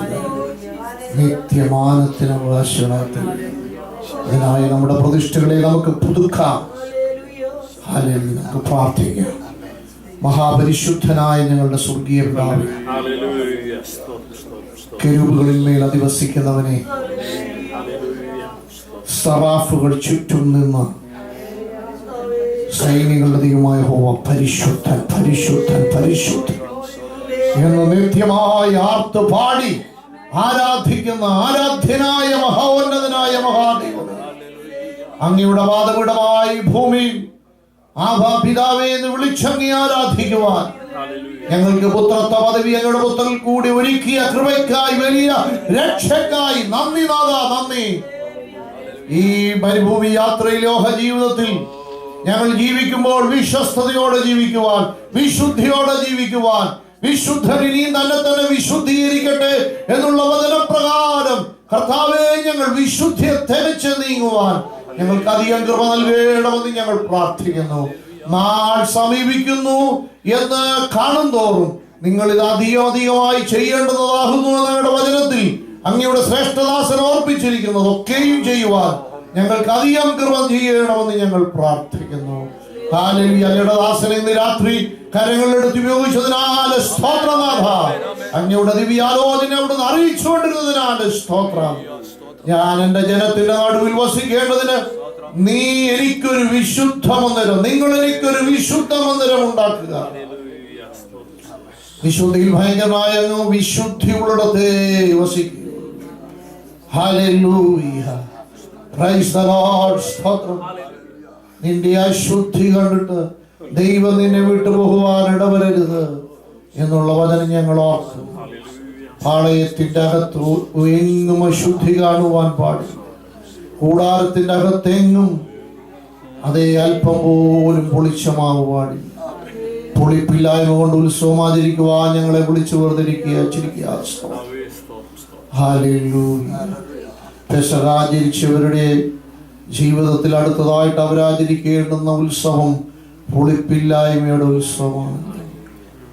ഞങ്ങൾ ഈ ദിവസങ്ങളിൽ അങ്ങയുടെ തിരിഹിതം വാസ്തവമായി മനസ്സിലാക്കി അങ്ങയുടെ വചനം പോലെ ഒരുങ്ങിക്കാത്തിരിപ്പാൻ ഞങ്ങൾക്ക് കൃപ ചെയ്യണമെന്ന് ഞങ്ങൾ പ്രാർത്ഥിക്കുന്നു. ഇന്ന് രാത്രി ഞങ്ങളെ അനുഗ്രഹിച്ചതിനാൽ സമാധാനത്തോടെ അയക്കണം. ഇവിടെ ശുശ്രൂഷിക്കുന്ന അങ്ങയുടെ ദാസനെയും സഭയും ഇവിടെ ശുശ്രൂഷിക്കുന്ന എൻ്റെ ദാസന്മാരെ പ്രിയപ്പെട്ടവരെല്ലാം അനുഗ്രഹിക്കണം. കടന്നു വന്ന എല്ലാ ദൈവജനങ്ങൾക്കായി സ്തോത്രം. കൃപയിൽ അവരെല്ലാം കാത്തുകൊള്ളണം. അങ്ങയുടെ വരവിലേക്ക് ഞങ്ങളെല്ലാം ഒരുക്കണം നാഥ. കർത്താവായ യേശു ക്രിസ്തുവിൻ നിസ്തുല്യ നാമത്തിൽ അപേക്ഷിക്കുന്നു. സ്വർഗീയ പിതാവേ, കേൾക്കുമാറാകണമേ. പിതാവായ ദൈവത്തിന്റെ സ്നേഹവും കർത്താവായ യേശു ക്രിസ്തുവിന്റെ കൃപയും പരിശുദ്ധാത്മാവിന്റെ നിരന്തരമായ സഹവാസവും കൂട്ടായ്മയും കാണും നമ്മുടെ മേലും. പ്രാർത്ഥിച്ച എല്ലാ വിഷയങ്ങളുടെ മേലും കർത്താവിന്റെ വരവിനെ കാത്തിരിക്കുന്ന എല്ലാ വിശുദ്ധ ഗണങ്ങളുടെ മേലും ഇപ്പോഴെല്ലായ്പ്പോഴും കർത്താവിന്റെ മധ്യാകാശ വരുവരെയും ഉണ്ടായിരിക്കുമാറാകട്ടെ. നമ്മുടെ കർത്താവായ യേശു ക്രിസ്തു മുഖാന്തരം ഇന്ന് രാത്രിയിൽ നമ്മെ അനുഗ്രഹിച്ച് ജയം നൽകിയ സ്വർഗീയ പിതാവായ ദൈവത്തിന്റെ മഹത്വം. Hallelujah, hallelujah, hallelujah. ആമേൻ. കർത്താവേ വരണമേ. God bless U.